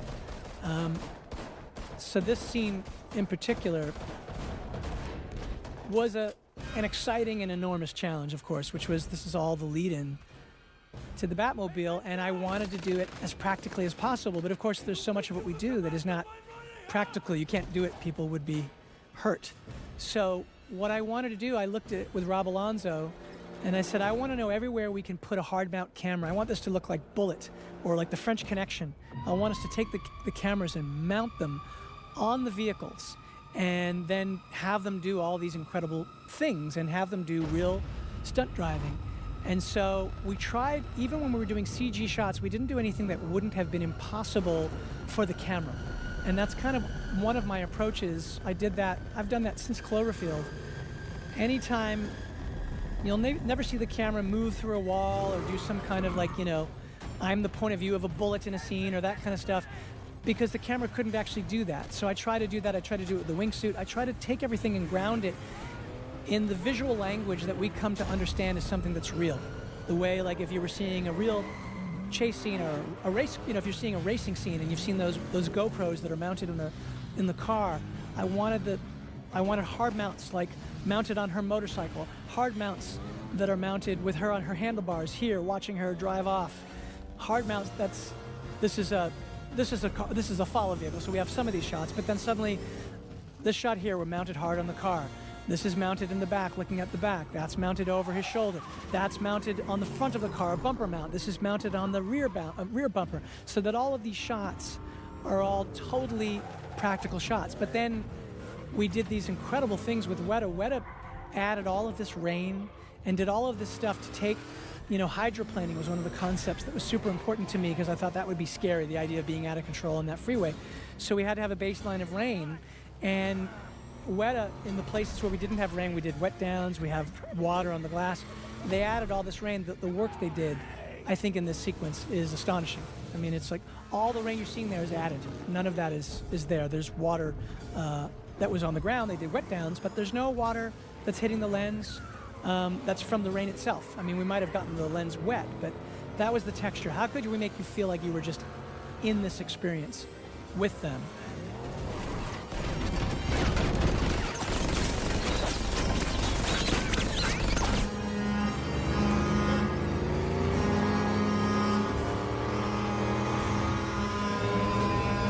And this idea, I guess, is very French Connection inspired because of that scene in the French Connection where he chases the shooter who was taking a shot at him and hits, I believe, the woman. Somebody's making an assassination attempt on Popeye Doyle, and he commandeers a car and chases him, and it's all about that obsessiveness.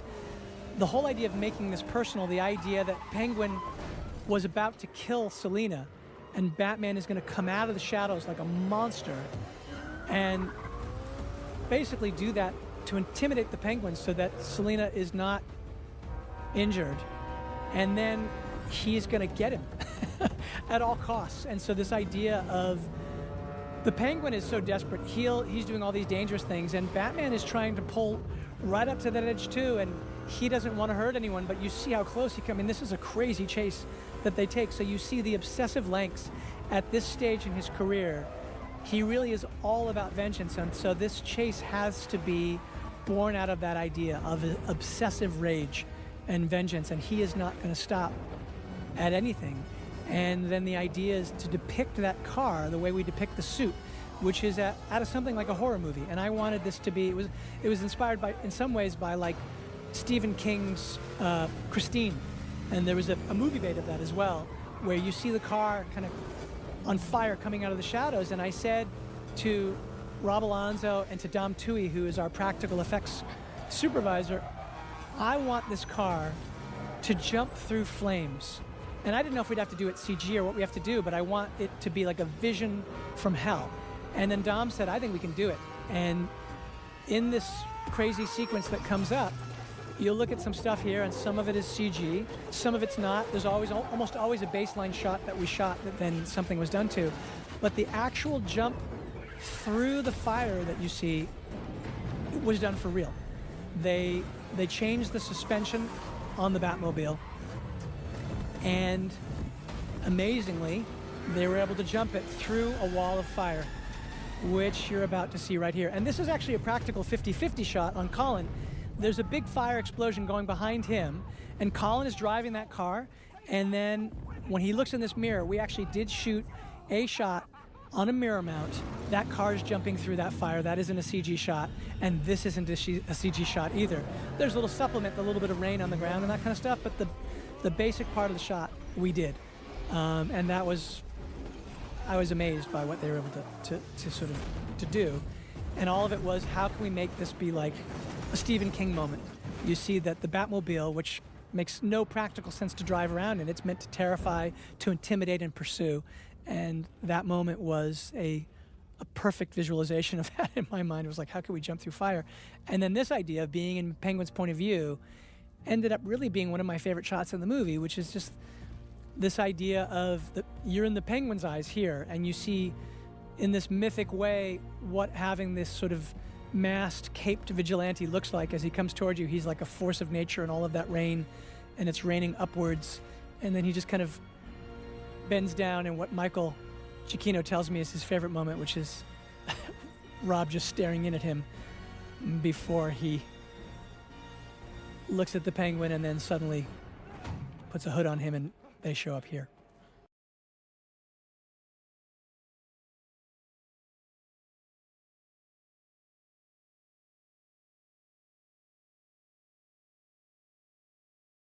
And the reason I chose the Penguin for this particular suspect was I thought in order for the audience to believe that the rat, which is one of the key puzzle pieces of this story, that the informant that we're looking for is a character that it isn't, because they need to, as you know, Jake Gittes and so many noir stories, they're wrong a million times before they're right, because that's the whole idea about being a detective. You try out sort of scenarios and you play them out until you disprove them, until you find out what it actually is.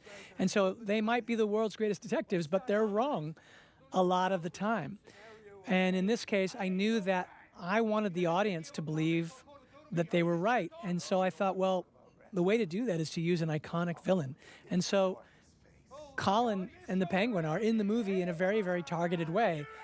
They're here to show you that this rat could very well be this mid-level, not yet kingpin version of the Penguin, that somehow he got himself into some trouble, and to get out of it, he maybe cooperated with the police, and the police were using him to rug the drunk business. All of it was totally believable as a possible path, given everything we've seen so far. And by making him a prominent character, I felt that the audience would think it was a real possibility. But then here they reach a dead end. And I love the way he says, no habla español, fellas. But that whole idea that they'd missed this detail about El Rata, which of course would be La Rata.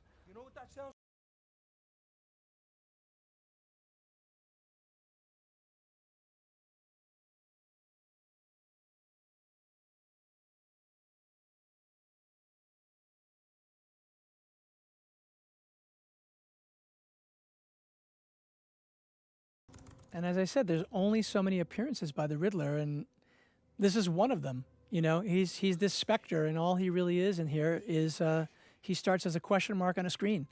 And so, there are all these tools of how to keep this guy veiled from us, but how to have him keep burrowing into Batman's psyche.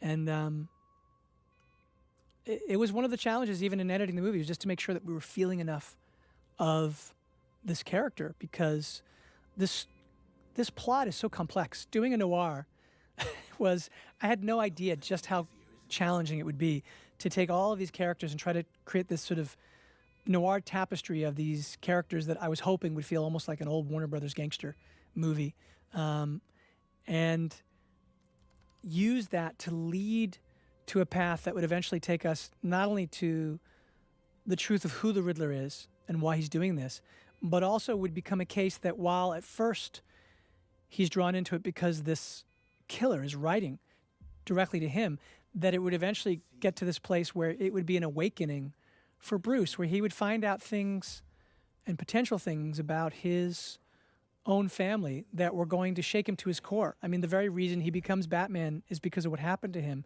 And suddenly the nature of his family is called into question, and is the very idea of being Batman is all of that based on some kind of lie.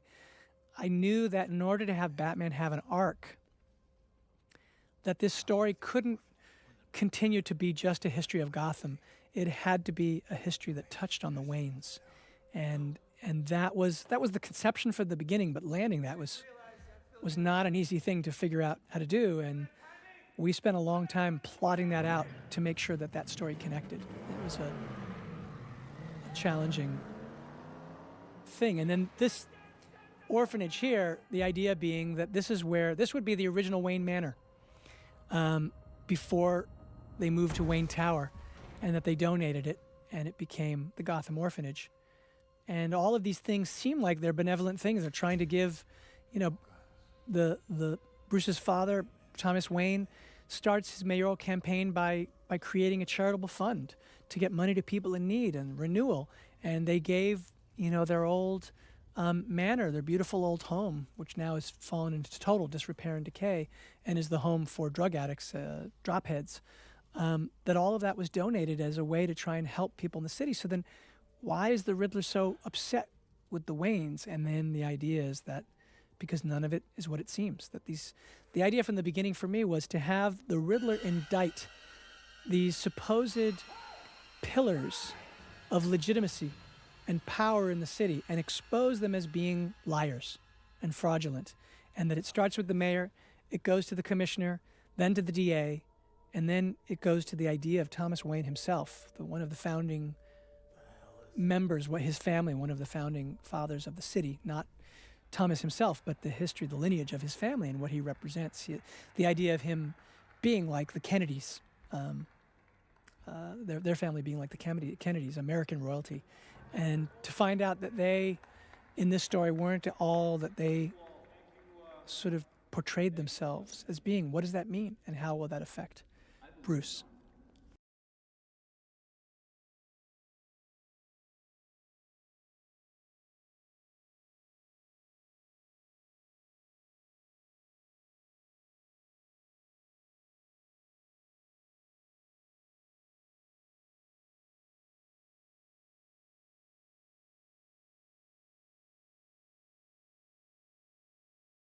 And the idea is that this is actually the room where it all began, where, as a child, that choir you just heard singing Ave Maria, among them was Riddler. And he was one of those kids, and he was listening to the speech, and he thought that things were going to change for him, that Thomas Wayne basically made all these, and there was this kid, Bruce Wayne, who he was looking over and thinking, gosh, if only I could be him and be on the other side of things. And maybe this is all going to work out for me and things are going to change now that Thomas Wayne is saying he's going to help us. And of course, none of that happened. And so it all seemed that Thomas Wayne lied to them, is the way that the Riddler sees it. That little Shakespeare bust there is one of the Easter eggs for me that I asked James Chinlin to put there. It's like the bust in the Adam West Library study that you pull the head back and that's how you open the bookcase to get down to the Batcave. So I want us to have that Shakespeare bust because I wanted, for people who'd been fans since they were kids, older kids like me, people who were around in the 60s, that they would recognize that detail and see that somewhere embedded in this was a bit of the Batman from their childhood.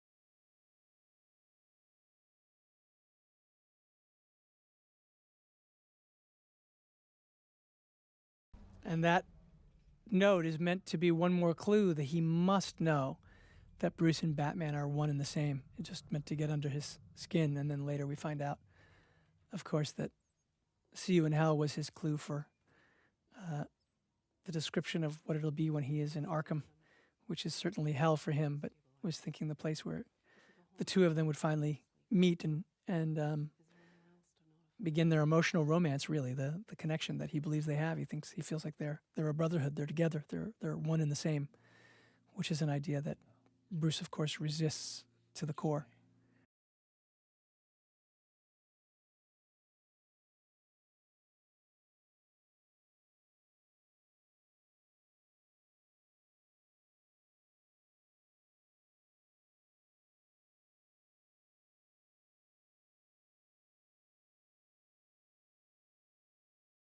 And so from this section forward, the film becomes a deeper sort of excavation of the Wayne aspect of things.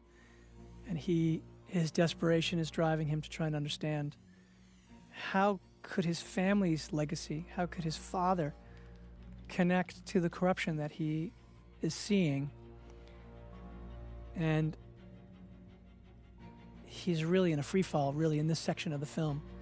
And this section touches on all of these personal things. He has this tremendous guilt about what just happened to Alfred, how he couldn't save him, and is also incredibly unsettled to discover that his father could have any sins that would connect to the corruption that he sees things in such moral white and black.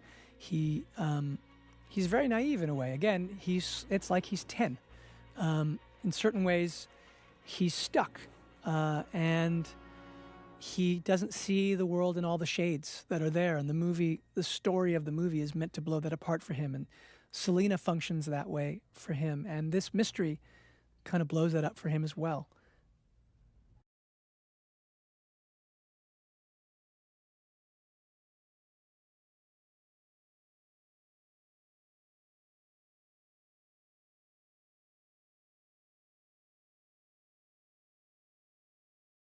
This was a challenge as we were writing that was a trick to figure out, okay, so how can we get them back together again? And so we always made sure that she'd held on to those contact lenses and that she then set them up and they're beginning to send out a signal again and that they would then meet. I love the way Rob does this here, the way she can't see him, but he can see her, but you can see how affected by her he is.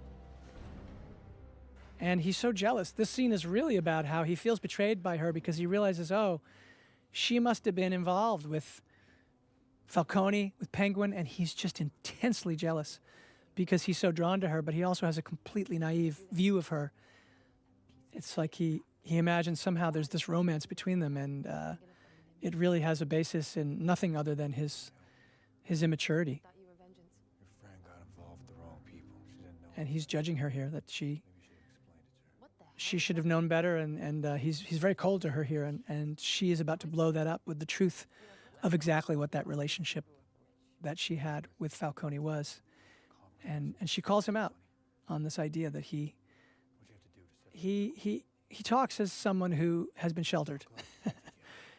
He had that huge safety net, so she's smart enough, streetwise enough to understand that this guy is as connected as they are in certain ways, that neither of them trust anyone, but some part of him doesn't seem to understand what it takes to survive in Gotham. And this part of the story is totally taken from the comics. I mean, it's an interesting thing. I spent a very long time at the beginning reading comics. And this story, I believe it actually is I think it's referred to in The Long Halloween, but also in Dark Victory and When in Rome. But this connection that Selina realizes that Falcone is her father, that idea I loved. And what's so interesting is that those comics were written by Jeff Loeb. And Jeff Loeb, by sheer coincidence, was my screenwriting teacher at USC. And he was the person who told me when I was in film school. I mean, I made movies since when I was a kid, and I always wanted to go to film school and had always written scripts as a means to sort of making a movie that I would direct. But I never thought necessarily that I would sort of become a writer per se. And he said to me, listen, I said, I want to be a director, a filmmaker.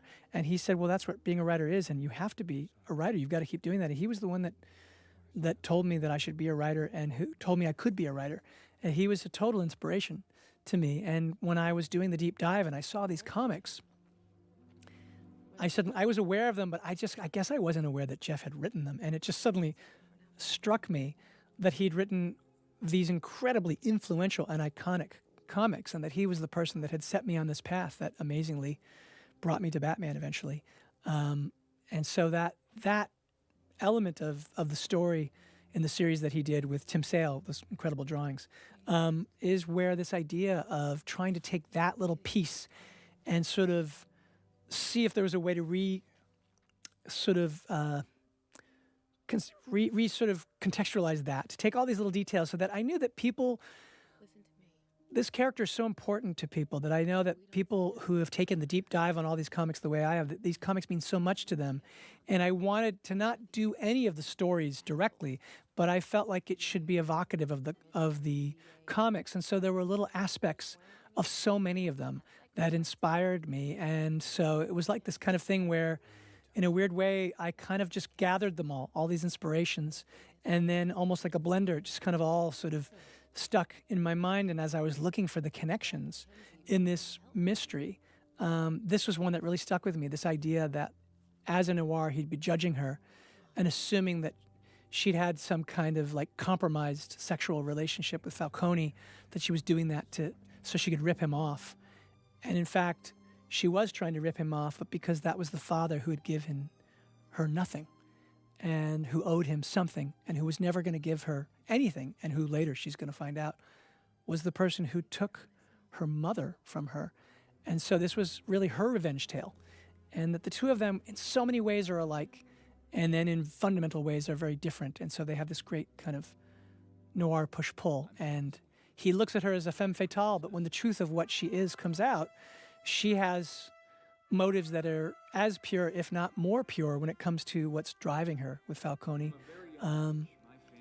than he does. So that I thought was a fun thing, and it totally comes from the comics.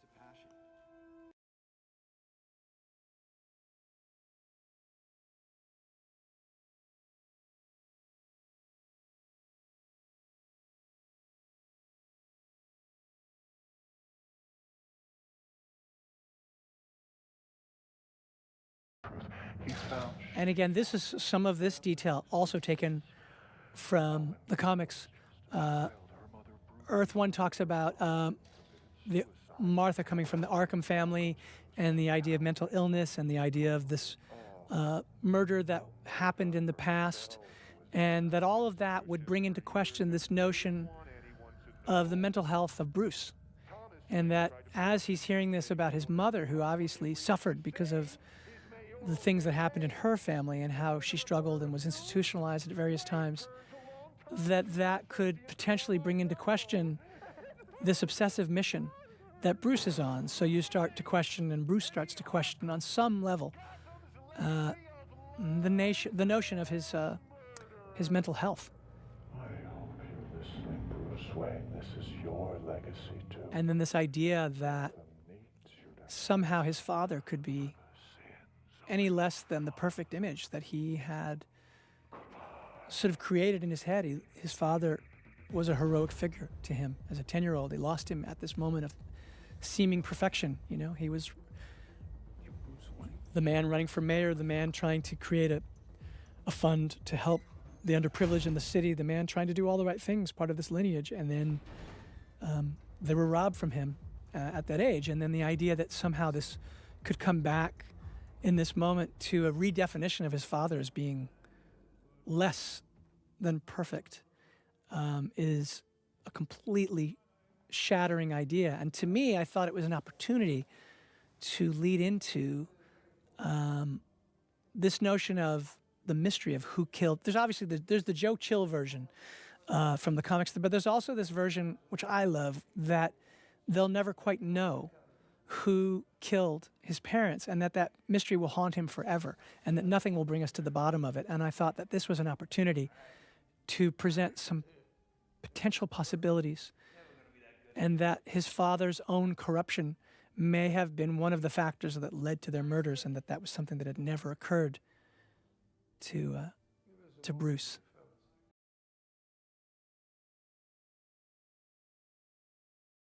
I love all that dialogue at the beginning where he's talking to Bristow about the expensive sweater and the guy who invented the ball. What a brilliant concept, how much money you would make, and the idea that the reason that communism failed was austerity. That was all made up by John, who is one of the most inventive actors, and he just had so many great ideas. He also, right when he met Bruce at the funeral, and he says, "I remember your face looking down." That stuff was drawn from his deep dive on the comics, and he was like, I have a couple lines here. Would you mind if I throw them in? And I loved them. When he said, I remember you, I operated right there on the dining room table. I remember your face looking down.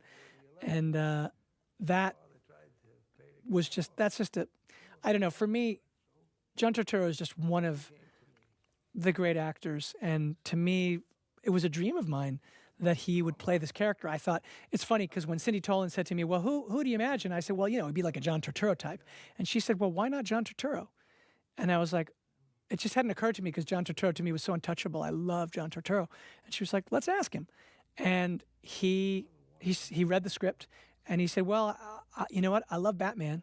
Let's talk. And I had this series of conversations with him and he ended up doing the movie. And then we had such a great experience. He's just such an inventive. He had always had an idea for something and was always trying things. It was his idea. He also thought that Selina later in the movie, when he's strangling Selina, that she should scratch his face right in the place where he's got the Falcone scratches that are pictured from the Tim Sale series, with Jeff Loeb, that you see, where you see the Falcone try scratches. And the idea being that those scratches, if they come from Selina in this situation, they might have come from the original scratches, might have come from Selina's mother, which I just thought was brilliant. I loved it. I said, okay, we're doing that. And that's what it was like working with him. He was just an utter delight.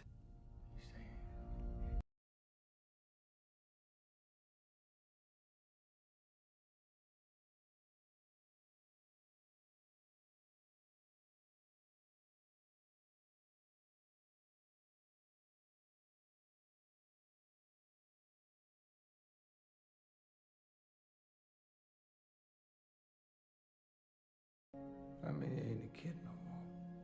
And that was a key part of this arc, was that somehow this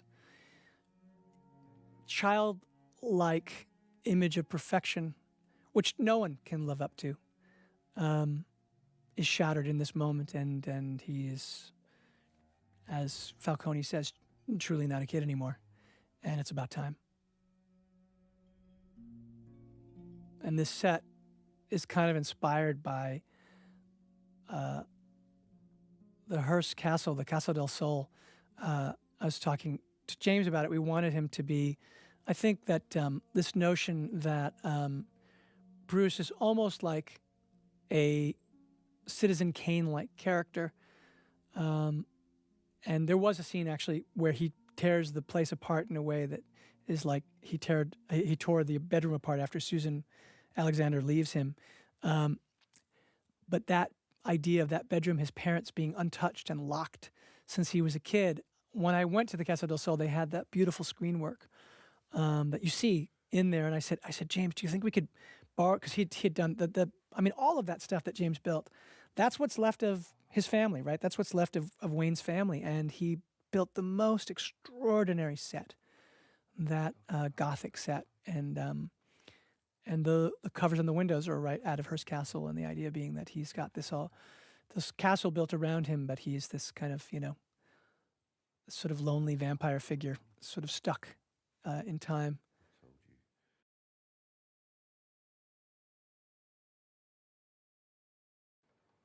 Why didn't you tell me? And this is the key here for really what drove Bruce to become Batman, which is, in my mind, he became Batman because he couldn't bear to be vulnerable anymore. He couldn't bear the idea of ever going through that kind of pain again. It's the same reason why he won't let anyone get close to him, including Alfred, who really has been, as best as he could, been like his imperfect father and has loved him, but only been able to show it in the ways that he can. But he's sort of desperately fumbling the way that, that everyone does, that all fathers do. But he did, as he was never prepared to be a father. He suddenly had to care for this 10-year-old kid.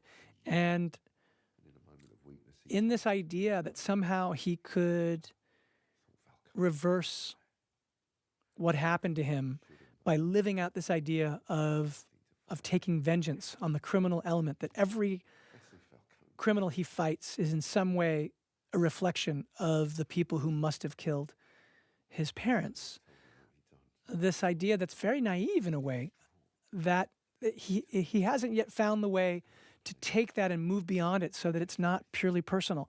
It's purely personal. And this idea is all about not really knowing any other way to cope.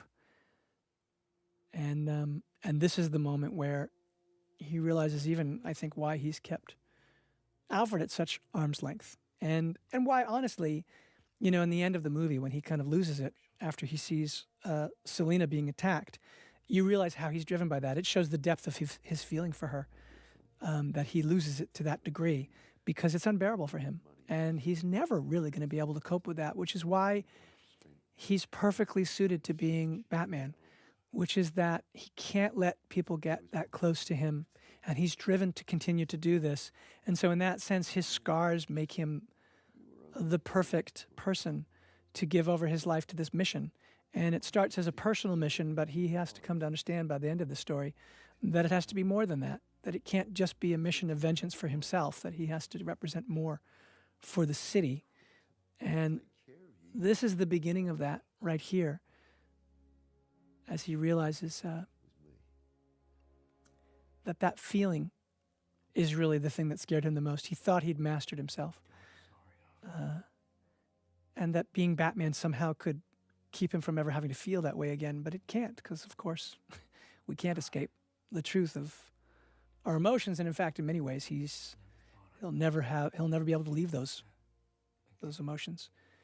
And so he's a very imperfect but beautifully human hero.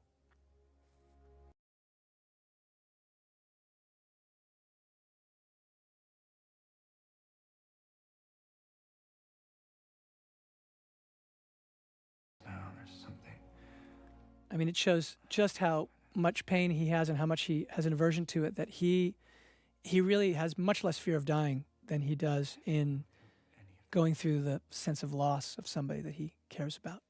That's the part. He can't be vulnerable in that way.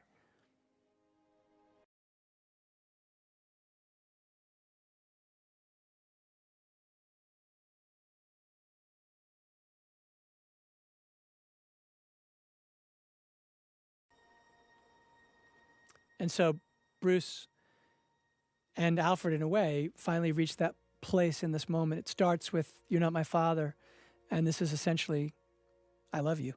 And they're, in a way, made imperfectly whole. And the idea is that their relationship can move on from here, and that's the last you see of them in this story. And hopefully there'll be more. And I think they're, I had at one point even wanted you to see that fighting. And again, there's so many ideas you have, and you can't get them all in. But in my mind, some of that physical training actually occurs with Alfred, so that, the way some fathers and sons, they connect through sports and physical activities, things they can do together, or even the idea of watching movies together, that it's an indirect way of showing love. And I had always wanted to see Bruce coming home after a night of being the Drifter and being Batman, and then his workout being sparring with Alfred, and that Alfred would be his sparring partner. And if we do more, that's one thing I'd love to see Rob and Andy do.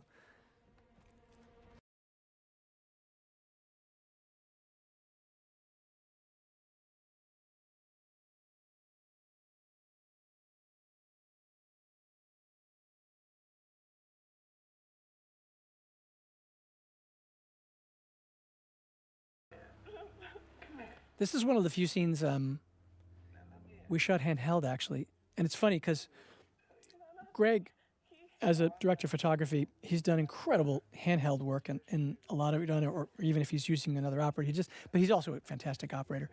And I wanted this film, and actually even both of the films we did together, and the Apes films were like this for me too. The precision of a almost kind of Hitchcockian approach, where everything is very point of view driven and very precise. There's a methodical way that I wanted the camera to act in this movie, and it's very, very precise. You know, he's the world's greatest detective, and he's piecing it together bit by bit, and these pieces have to fit together in a very meticulous way, and it's very dense. And I wanted this scene, though, to feel a bit unmoored. So I came in one day and I said, okay, so Greg, you're not going to, you're not going to believe that I'm asking for this, but what do we think if we did this one handheld? And he looked at me like, oh, fun, here we go.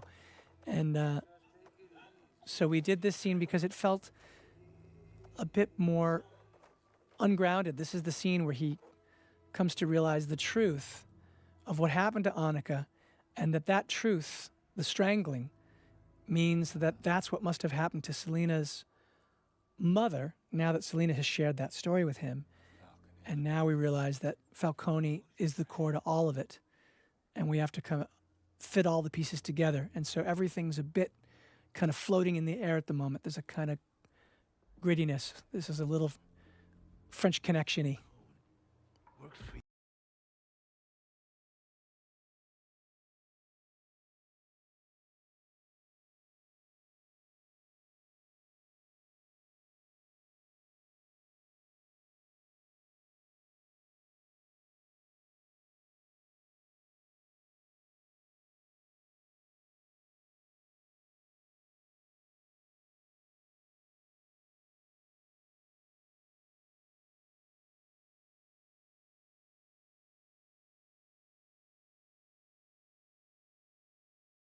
Got a piece. And for me, this scene not only becomes the moment where we understand that it was Falcone and that he is the dark Noah Cross-like figure who has been in control of this city, that he's the mayor for the last 20 years, he's controlling everything, and that he's the one who killed Selina's mother. But it's also the place where the limits of the relationship between Selina and Batman Bruce are felt, which is that she's called him here because she believes that he's vengeance, and this is the image he's projected into the city. And then you realize they don't see eye to eye here, and this pits them against each other for the first time since that first moment when he encountered her in the mayor's mansion when she was trying to steal Annika's passport back. And where's that going to go? So you start to realize that their relationship is fraught, that while they seem to have come to an understanding, they're distinctly different and on different sides of things, and where he might draw a line and come right up to it, she's squarely fine with being on the other side of it. And that says something a lot about where their relationship could go from here, and how in that way there's a sort of doomed quality to it, kind of sort of classic femme fatale, tragic love story sort of side of it.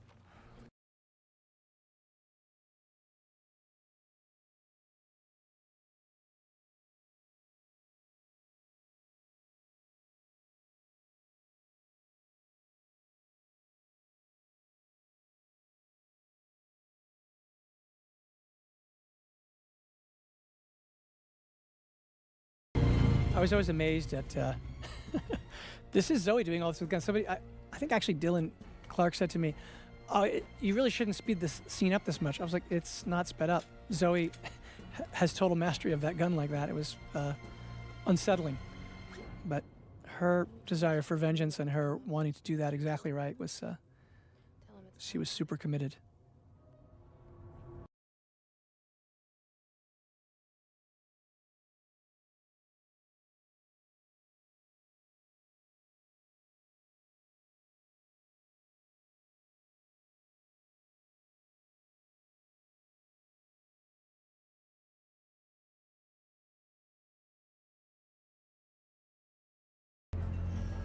And this is one of these things coming up too, where,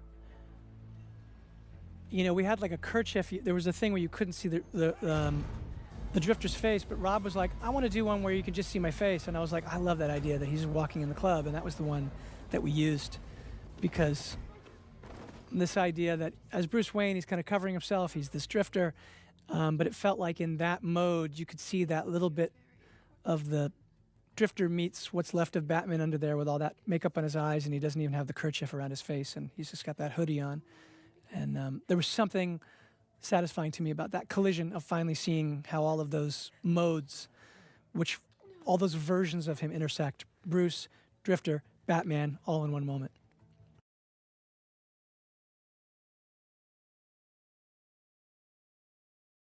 And this thing was one of the things that was very important to Zoe, which was, she said to me, look, since you're not doing Catwoman, and we're not going to be doing the thing where I debut a cat suit, because we have a kind of motorcycle suit that's as close as we ever come.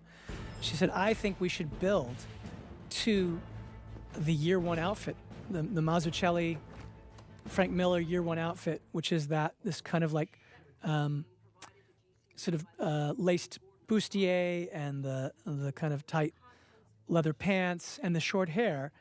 And so in this scene, she's actually dressed to land that, but she doesn't yet have that wig off. So you're seeing her almost in year one mode. And then in the middle of that fight, she finally emerges in full year one form. And so that was designed as an homage and a kind of Easter egg for fans of the comics, and in particular year one.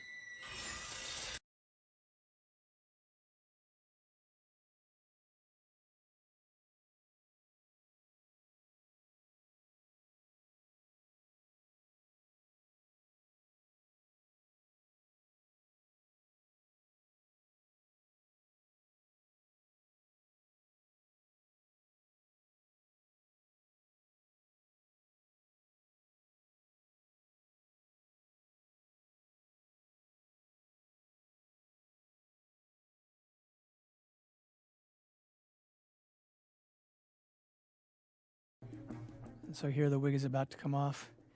And from that point forward, she's year one Selina. These two shots probably the best initial look at it. Like, oh, there she is, right out of the movie. I mean, right out of the comics. And then this moment here, I did something in Apes where I had Rocket attack a guy in a cave. And I wanted to draw that to a much further sort of drawn out thing where the muzzle flashes in that scene of the soldier illuminated him. And I thought, okay, so we could probably use a CG version of Batman in this shot. And actually, Rob Alonzo said, no, actually, I think we could do it all if you want to. And so we did, and this whole scene is lit only by the muzzle flashes. So the muzzle flashes are going off, and you just hear Batman coming inexorably towards you. And the only visual effects that are being done really are the visual effects of the bullets once they're being fired, not the muzzle flashes, but the bullets ripping through the hall and ripping off of Batman's armor. And there was something about that I was very excited about doing, and we really were able to pull it off. I think it turned out really, really fun.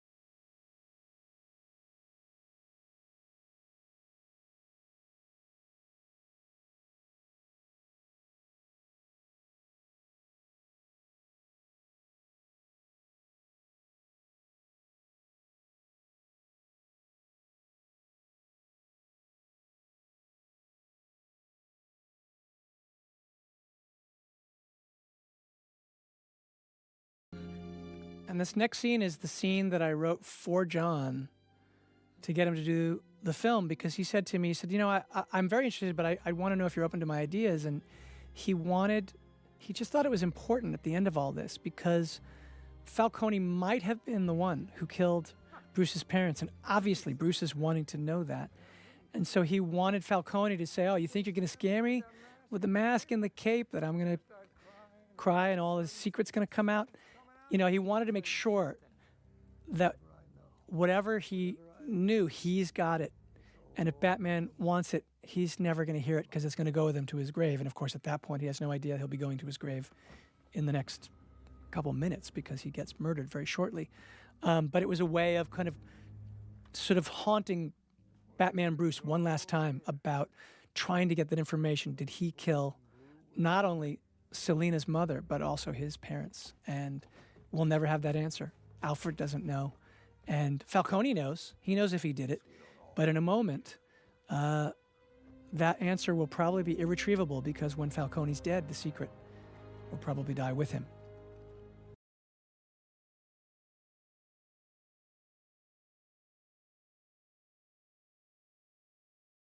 Attorney. And so I had to, I had a funny experience of, in doing that, I had to then call up John. I was like, well, what do I do now? I guess I'll read you. And he had told me how much he loved Zorro. And I said, oh, I want to put in this line about Zorro because I know that before he loved Batman, he loved Zorro. And I was like, I want to put this in. I just wanted him to do the film so badly. And I just thought, I just love talking to him.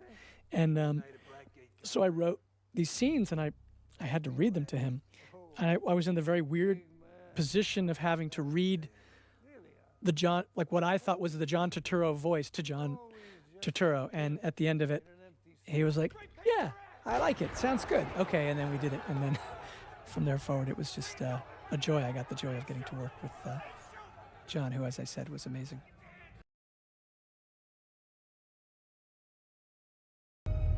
I mean, this is one of the things, too, I think, you know, I've talked elsewhere about, but like Rob is such an incredible actor and he's so technical, and he had to find the way to project what he was thinking with half of his face covered and with so much of his eyes covered. He's wearing black makeup. He's looking through the cowl.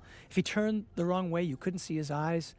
And it was an incredibly challenging role because to convey through the cowl so much detail that wasn't just about rage, which of course he had to convey, but was also about trying to piece together clues and being confused and seeing him broken up emotionally and all of these different things that had a level of subtlety that with half your face it's hard to convey. Rob found a way to do. He's just an incredible actor.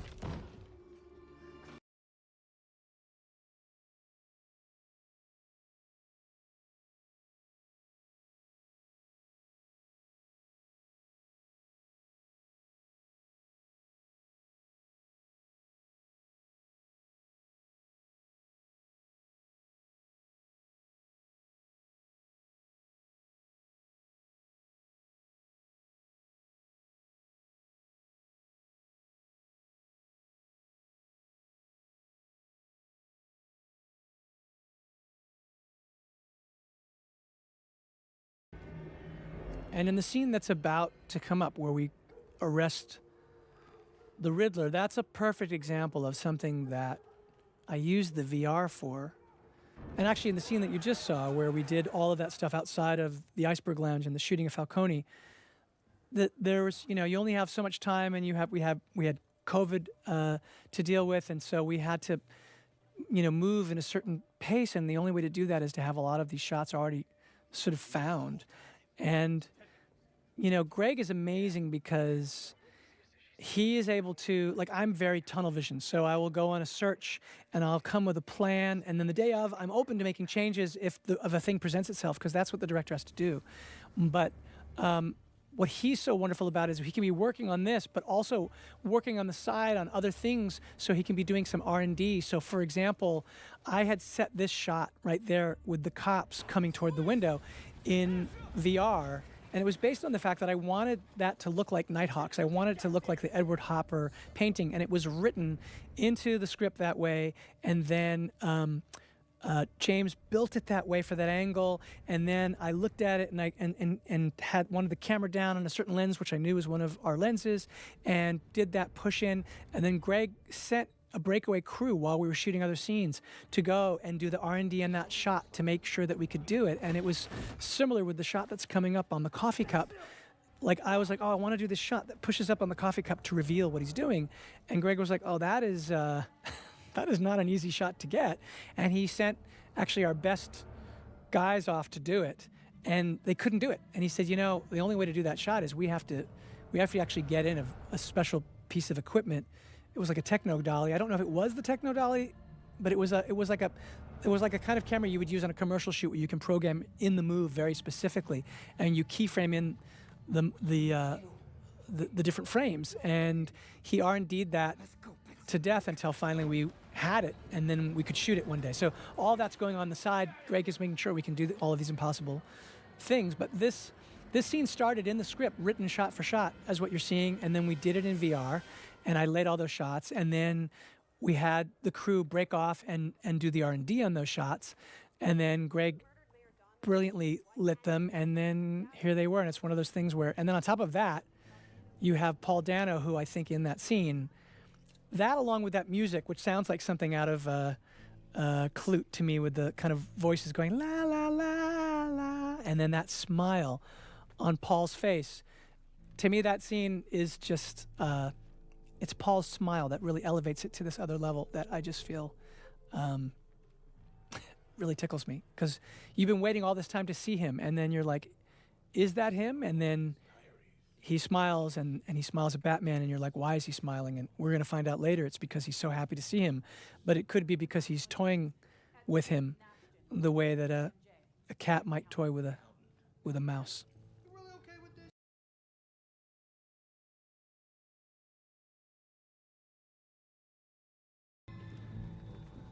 And the line that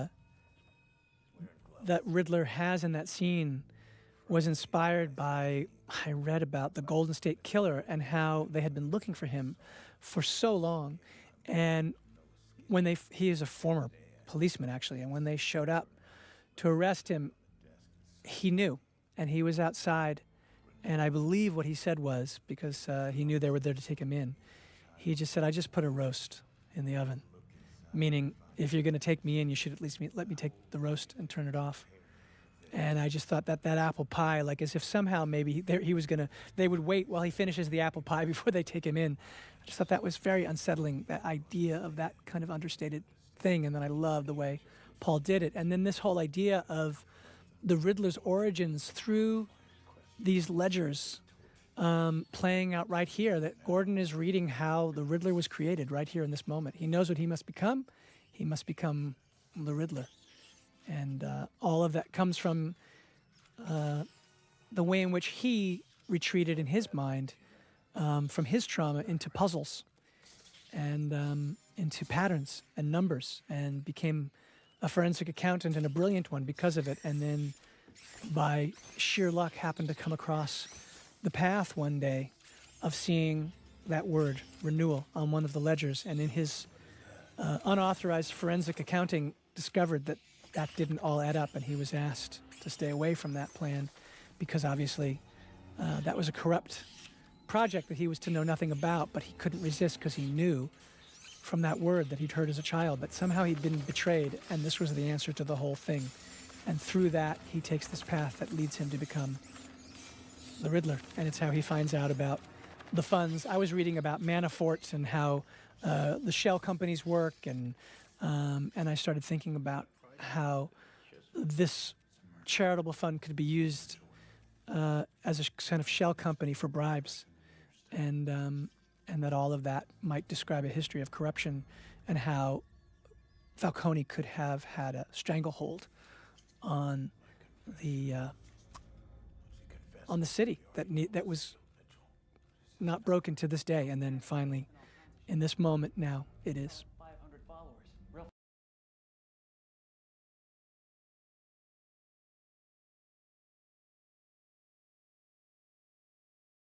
Last night. And this is the key to the whole thing, which is to think that this isn't over yet, and the way that it's meant to end is that the next victim must be to kill the Batman. And the way to kill the Batman is to destroy his anonymity. And so Batman is now looking and saying, I know the real you, which of course we realize later means that he knows his essence. He knows the power of being masked. He was inspired by Batman. He understands all of that. But when he sees all of this, he realizes that the last target, first he tried to kill Bruce Wayne, and if he wasn't going to kill Bruce Wayne, he could destroy Batman by exposing who he is. Because if the world knows that Batman is Bruce Wayne, then he loses his power to come out of the shadows and to have an effect on the criminal element, they'll just know, oh, it's Bruce Wayne showing up in that outfit. And so some of that power comes from people not knowing who he is. And this now feels like it's the reckoning. I love Michael's music here too. It is very unsettling, and he did a very interesting thing that plays out in this next scene, which is that there's a tug of war between two themes. He's got Riddler's theme that's playing kind of in this mode, and it starts that way as Riddler is in control. And as the tables start to turn and Batman starts to respond, the Batman theme comes in and it starts to play. And then when Batman realizes he's missed something and he didn't solve it, the music switches back around and it becomes the Riddler's theme again. And I just thought that was brilliant. This scene for me too it's one of my favorite scenes in the movie.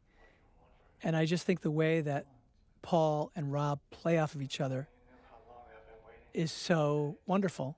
And as an audience, everything's built to this moment for us to believe, okay, how are we going to get out of this? He knows who Bruce Wayne is. Is that what this is? And in this scene, it does feel like he's the cat toying with the mouse before he kills him. And you're thinking, well, how do we get out of this? And then you realize it wasn't what you thought at all. And that's the turn of the whole movie.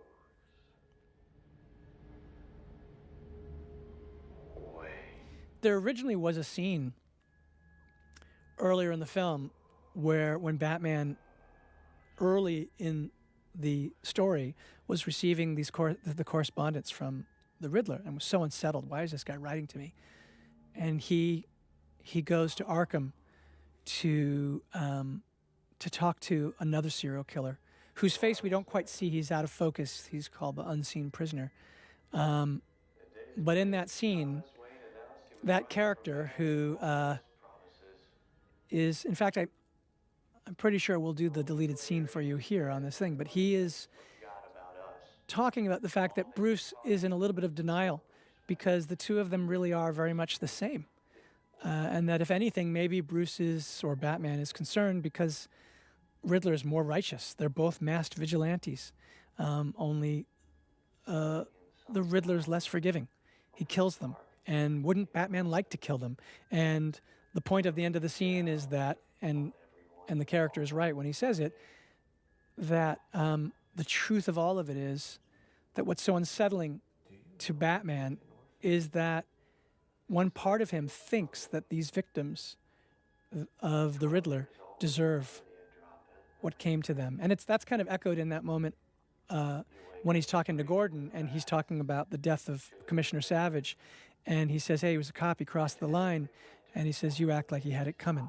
And there's some part of Bruce that is so wedded to revenge and is so angry at the idea in this very unshakable way of corruption that he is aligned in an uncomfortable way with the Riddler.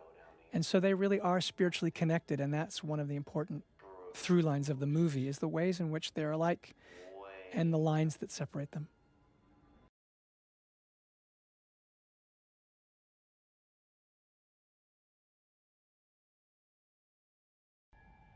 That's the turn of the whole thing. It turns out, wait a minute, only when we didn't get, what is this about? And that's when you realize it's a love story.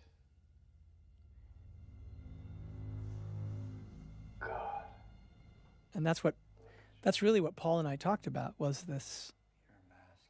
And it's interesting, I did so many takes with him in this scene. He tried so many different things. I mean, like, I don't know, I would say probably 50 different takes at least. And this was the series here. There was a level of, sometimes he played it as if it was even more transparent how happy he was Batman was there. And I was worried that it would give away too much. And so we settled on this series where you get this sense that in a sinister way, he knows exactly who Bruce Wayne is. And then you realize that's not true. So the music here is Batman's music.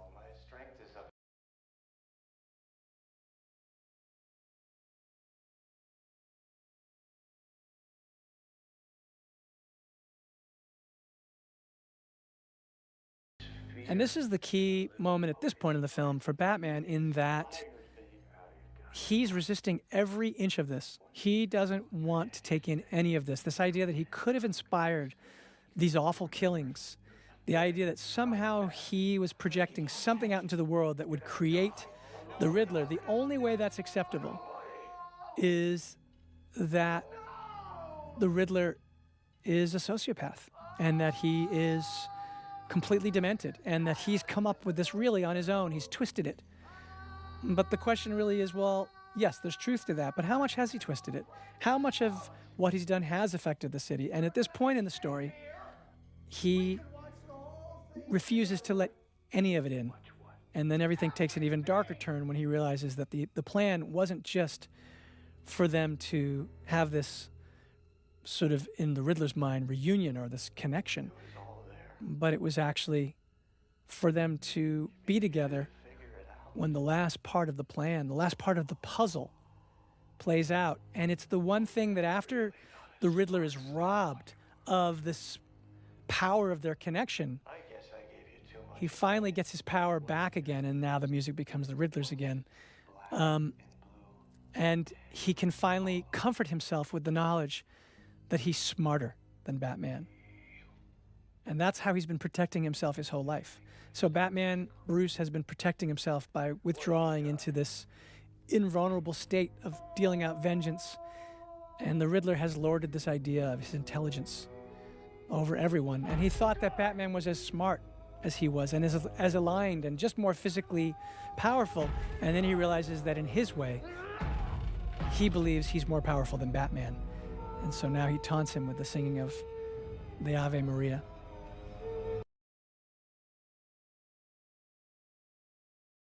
And now Batman is completely at rock bottom, befuddled, like, what did I miss?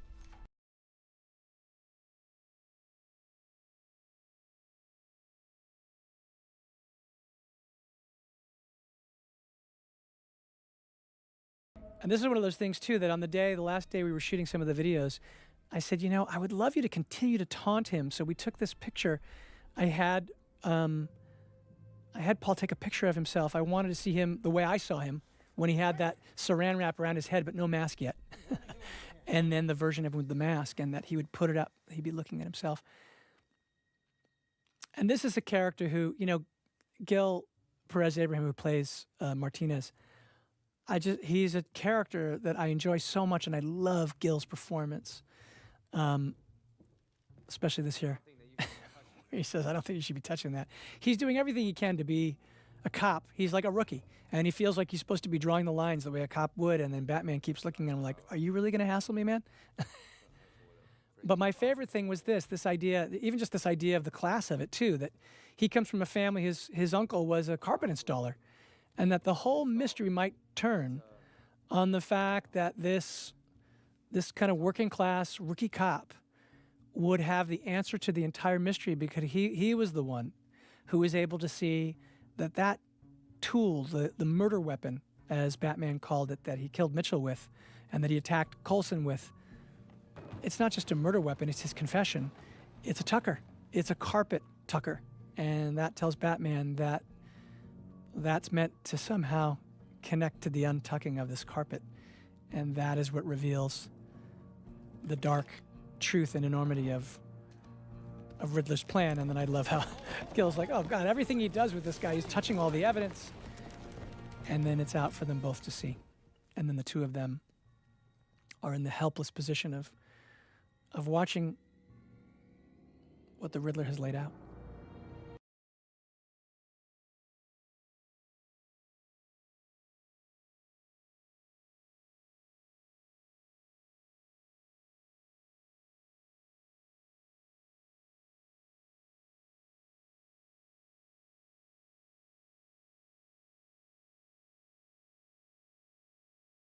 Something about this I found very disturbing, this idea of the Riddler being part of this lonely community and communicating with them, and all of them channeling their rage, their misdirected rage, and their tortured and demented rage in this direction because of how ostracized they felt and how unsettling that was and how darkly human it was. And something about him saying, hey guys, seemed very much of the moment, of our time, of the way that so many people communicate over social media.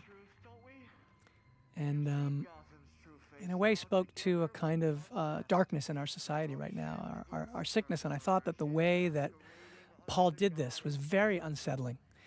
And it's interesting, originally I had wanted this through the voice decoder, which lowered his, or the voice encoder, which lowered his voice.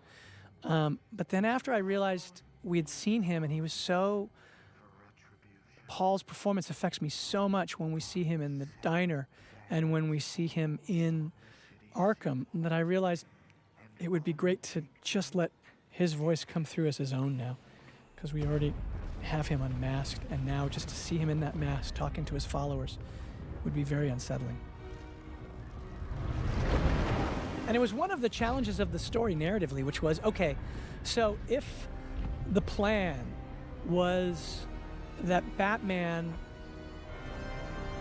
is going to be drawn into being with Riddler in Arkham when this dark plan plays out, but then it doesn't go the way the Riddler's planned, and then Batman discovers what the true plan is, I needed a way for the Riddler to be present in this third act, because that is really who he's facing off with. He's facing off with the Riddler.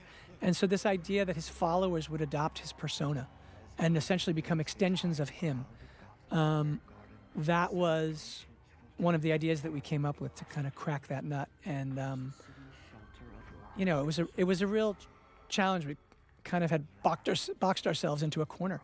And I think that aspect played out and seemed to be very chilling to think that these guys were all going to be coming to this place dressed as him to carry out his plans.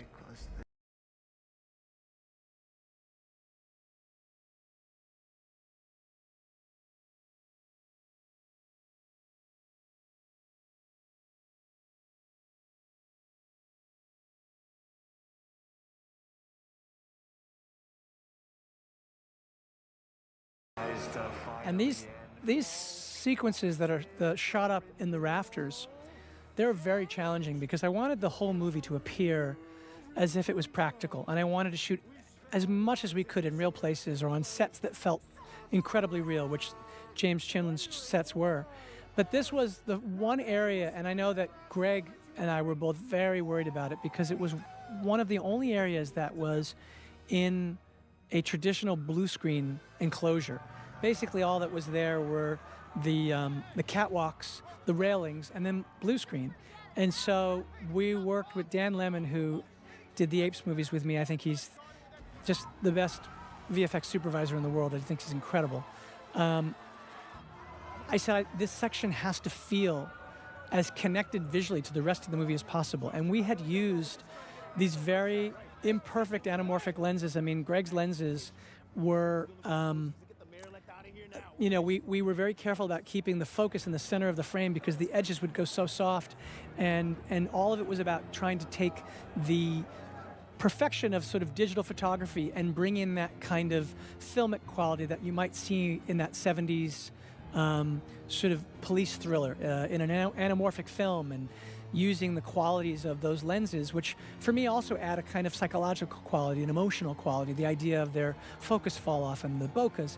And so in these areas, we pushed Scanline, who did the VFX in this sequence, to take all of those imperfections and take them and put them into the extensions. So when you're seeing all of the shots that are up top, they are based, first of all, on photography that we did at the O2 Arena, where we had Greg take reference and get the cameras up there in real light so that Scanline would have reference. And then they took the lenses from the rest of the movie and introduced huge layers of imperfection so that you wouldn't be looking at a section of the film that would suddenly feel like that kind of antiseptic CG thing that you can sometimes see where you just don't feel like it's real, you just know it's kind of a fantasy. I didn't want any of this stuff to feel like a fantasy. I wanted it all to feel like the rest of the movie, or the movie would feel like it had suddenly entered a different mode. And so what you're seeing in all of these shots up above. Down below, that's the O2 Arena, and up above is all on a very small sound stage with a blue screen enclosure and some catwalks. It was a very small set, actually. All of this stuff. And I wanted this section for Batman to come in again in a horror film mode. Like, it was important, I talked to Michael about this music having a kind of anger to it, because this wasn't about someone coming in to save the day, given how dark these circumstances were. It was about him coming in like a horror figure again, coming in to unleash, and so that you could see him desperate, because really this is the crucible that he has to sort of be forged in, because this is a situation of his own making. Batman doesn't realize that he inspired the Riddler elsewhere, and now he suddenly realizes these people are all here because of him to some degree, and certainly because he wasn't smart enough to put the clues together. And so, because he missed the clue, his penance is to come here and to do anything he can to stop these people from unleashing the Riddler's plan. And so you see him fight. And one of the things I talked about with Rob Alonzo was I didn't want to enter into another mode where suddenly Batman starts doing things with contraptions and things that we hadn't seen. I wanted this to be essentially in the same mode that we had seen throughout the movie, which was a fight scene. And another one of our long playing, like, I wanted the fight scenes as much as possible to play out in continuous shots, to not break them out into quick cuts as much as possible, so you could see the fight happening and the choreography. And I wanted these to be no different. The only reminder that I wanted of how this was different was the camera to be lifting repeatedly to let you know that that fight that you were seeing, which was in some ways not so different from the fight that you saw at the train platform in the beginning of the film, that it was at great height. So that the big spectacle of our kind of grounded Batman was another one of those very grounded fight scenes in which he was doing it at a tremendous height and without a net. And so that was what we worked on and how we laid the shots in VR to try and tell that story. And then again, like a horror figure, he pounces. And we had actually done a lot of this in mocap in Los Angeles with stunt guys, laying all of this out months before we ever went to London, and then that continued to evolve. Until finally the sequence was played out, and we shot it in the small rafter set.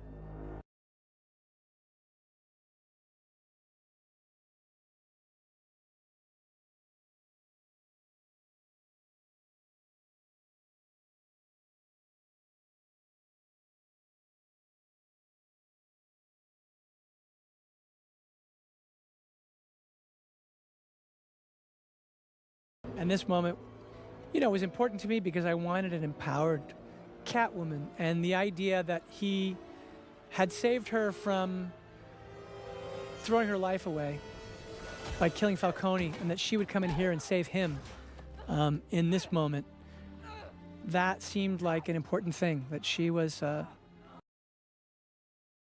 agent of his sort of rescue, and that here he was at his most physically vulnerable.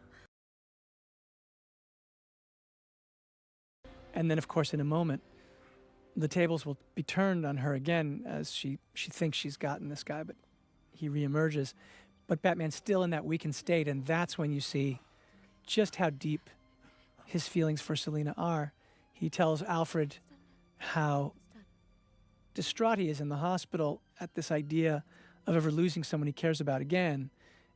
And we know he's talking about Alfred, but when he responds the way he does in this scene, we realize that these are the feelings that he's developed for Selina. And you realize also just how close he always is to crossing his own line. He wants to believe that he wouldn't kill, and yet at the same time, he comes so close. So many times throughout the scene, he's in so many ways so recklessly close to the edge, and some of it is even luck how close he is to committing murder, really. And here, I think if Gordon didn't come and stop him, he would have killed this guy, absolutely. That's how out of control he is. And Gordon kind of brings him to his senses. And in fact, he's in a state right now where he is just in pure instinct. This is like the comic ego. You know, the beast in him is unleashed. Darwin Cook has this great comic ego. And here he's ready to turn on Gordon. He's going to hit Gordon, and then he finally sees it is Gordon and comes back. And so this idea of him not being in total control of himself as Batman, and how close he is to being out of control so much of the time, that's one of the things we really wanted to explore, and I loved exploring with Rob. And in this moment, this is the look where Selina gives him the look where she realizes just how much he's just been exposed in terms of how much depth of feeling he has for her. And then this next moment is, to me, the key of the entire arc. And this was one of the early conceptions when I was coming up with the story. I wanted this idea of him putting the message of vengeance out into the city to have an effect. And Batman's been resisting it, but in this moment we realize it's true. And when he hears that, that is the moment where he realizes that it's one thing to have missed the clue, but now he realizes in some certain way he's very implicated in this, and everything that's happened in the city, everything that's happened here is in large part connected to the message he put out about being vengeance, and that he has to change and do more. And then when this playing out of the seawall comes here, you hear the kind of clarion call, the bell to action, which is really the first time in the movie where Batman moves to a self-sacrificial gesture that isn't about hurling himself in violence at someone. Bruce does it. He saves Mitchell's son in an instinctive way at the funeral. But here, it's like a call to action. Batman has to be more. And Batman can't just be someone who is playing out the satisfaction of his vengeance in the name of the people in the city who are asking for it, who need a defender. He actually needs to be more than that. And in this moment, he's willing, in fact, if this kills him, to sacrifice himself. And this water moment is sort of like a baptism, you know, to get kind of highfalutin about it. But that was sort of what the hope and what the feeling was. And he reemerges here, and he's a different Batman, really. It doesn't mean that those other parts aren't somewhere still in him and he won't have to fight those parts within him. But he has to step out. In a way, he has to become a beacon. And this moment with the flare is really that. And I have to say that this moment, in particular, Michael's music for this moment, is such a beautifully emotional piece of music, and I think conveys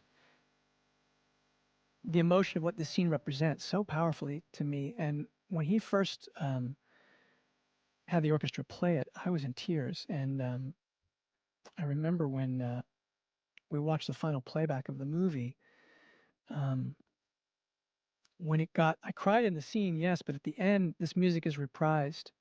And when it was, at the end of it, it had been a 5-year journey of making this movie for me. And we'd all been through so much. The whole world had been through so much.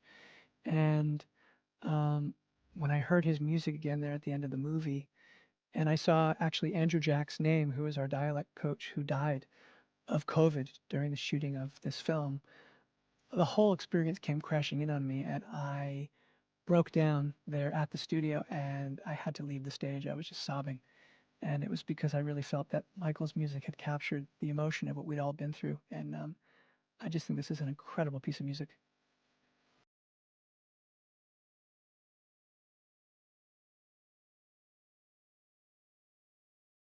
And there's something, to me, that's powerful and moving about that image, about him for the first time, really like a Pied Piper, leading these people, in this case, out of danger.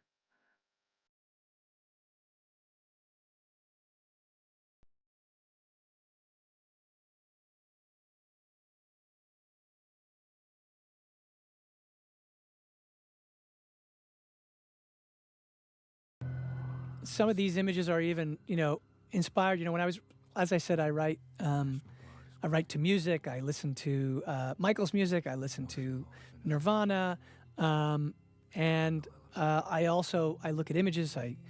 I read the comics in this. I read books. I sort of thought of personal events. You know, my family's from the East Coast. There's bits of my father that are in this movie in my head and how I connect to it. I always have to find a personal way in. And one of the things I do is I also exchanged images, as I said, with when I was giving pages to James Chinlin, but also with Greg Fraser. He sent me these images of city underwater, and that just worked its way into my brain. And I wanted to put that into the movie, and so there they are. That actually came inspired by images he sent me.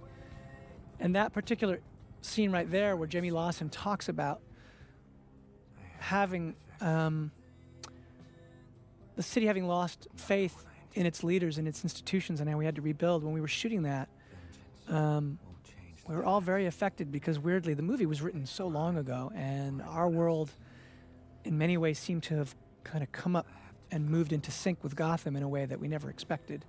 And we were all very unsettled by her speech and moved by her speech. She delivered it so beautifully, and I feel very much about Rob's performance the same way right here as he's talking about how angry the city is, how scarred it is. And this is the idea of the whole sort of journey of his character and the one that was important to me, which was But if we survive them, to see that he could move from being vengeance to being hope, they can give us the power. or at least try. You know, it's the human struggle.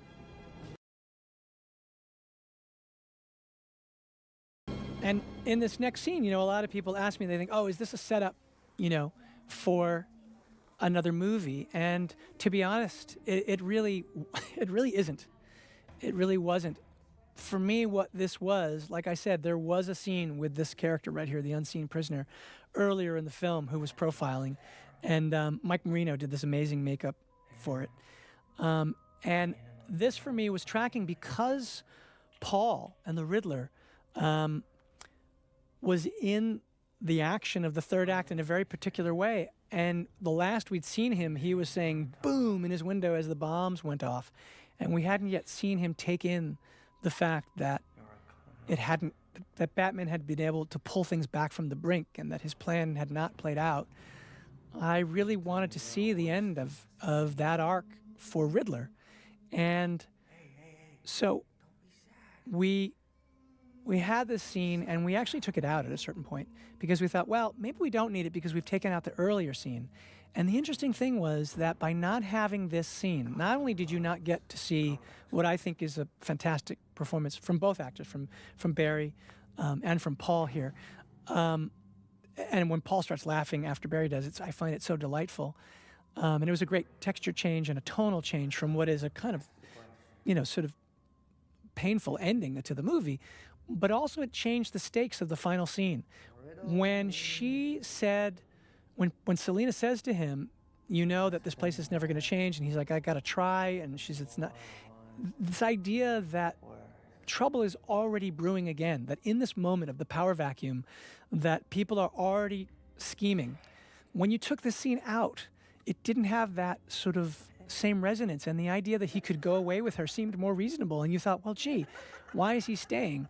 And so that was critical, actually, to the ending of the movie and to the finishing of the Riddler's arc as well. So what we'll do with these characters in the future remains to be seen, but it was never meant to be like an Easter egg scene to say, like, oh, guess what we're using in the next movie. It was meant to be something delicious for the audience to sort of experience those two characters meeting. And in fact, for the unseen prisoner to say to him, riddle me this, which is, of course, right out of Batman 66. I don't know.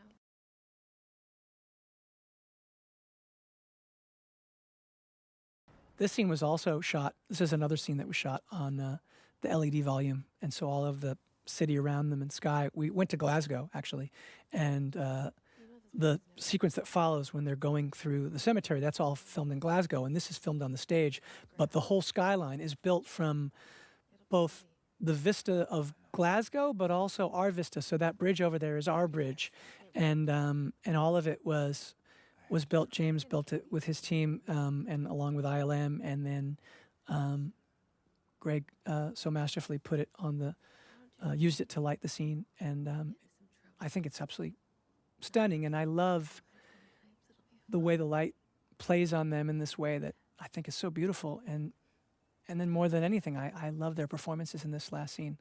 I think this is the sort of core of everything, that a movie that starts the way it does ends up ultimately being a sort of unrequited love story. These two people who want to be together, but they're not going to be. And of course that sort of leads into the deliciousness of when they'll meet again, and how the next time they meet, they might be even further on opposite sides. But here's this brief moment in the days before she's Catwoman where the two of them might be together. And I love that moment where Rob goes in to kiss Zoe, and then she backs off. And then she said that, I think you should go. And you think he has one last chance right here to ask her to stay. And he doesn't. Take care of yourself.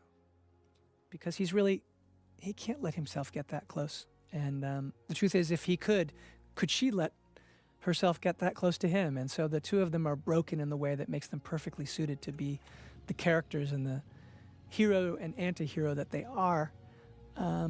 But it makes for a very poignant sort of push-pull relationship that they have.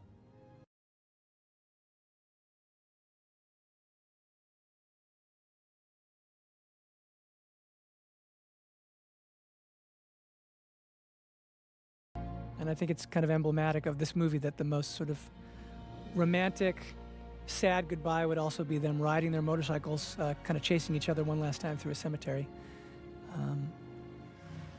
And it was a very special experience to get to make this movie. You know, I mean, it's a daunting experience to make a Batman movie. You know, the history is so great, and there have been so many great ones, and to try and do something that we could all put ourselves into and feel like we had something fresh to say and to do, I think it's a true testament to the character and to all of the characters in this world and how enduring they are that open to reinterpretation, and that they last in the hearts and minds of the audience the way they do after so much time. You know, what I noticed when I was writing this story was just how many people, as I would go out each day to go grab lunch or be out on the weekends with my family, I'd see people in their Batman baseball caps, their Batman sweatshirts, and you just realize, you know, you'd see babies in Batman onesies, and you realize just how important this character is to people. And for just a little bit of time, you know, I was allowed to be custodian along with all of the actors and all of the incredible people, the crew that worked on this film. We got to carry him for a little while, and I hope there'll be more. All that remains to be seen, but it was an honor and a privilege.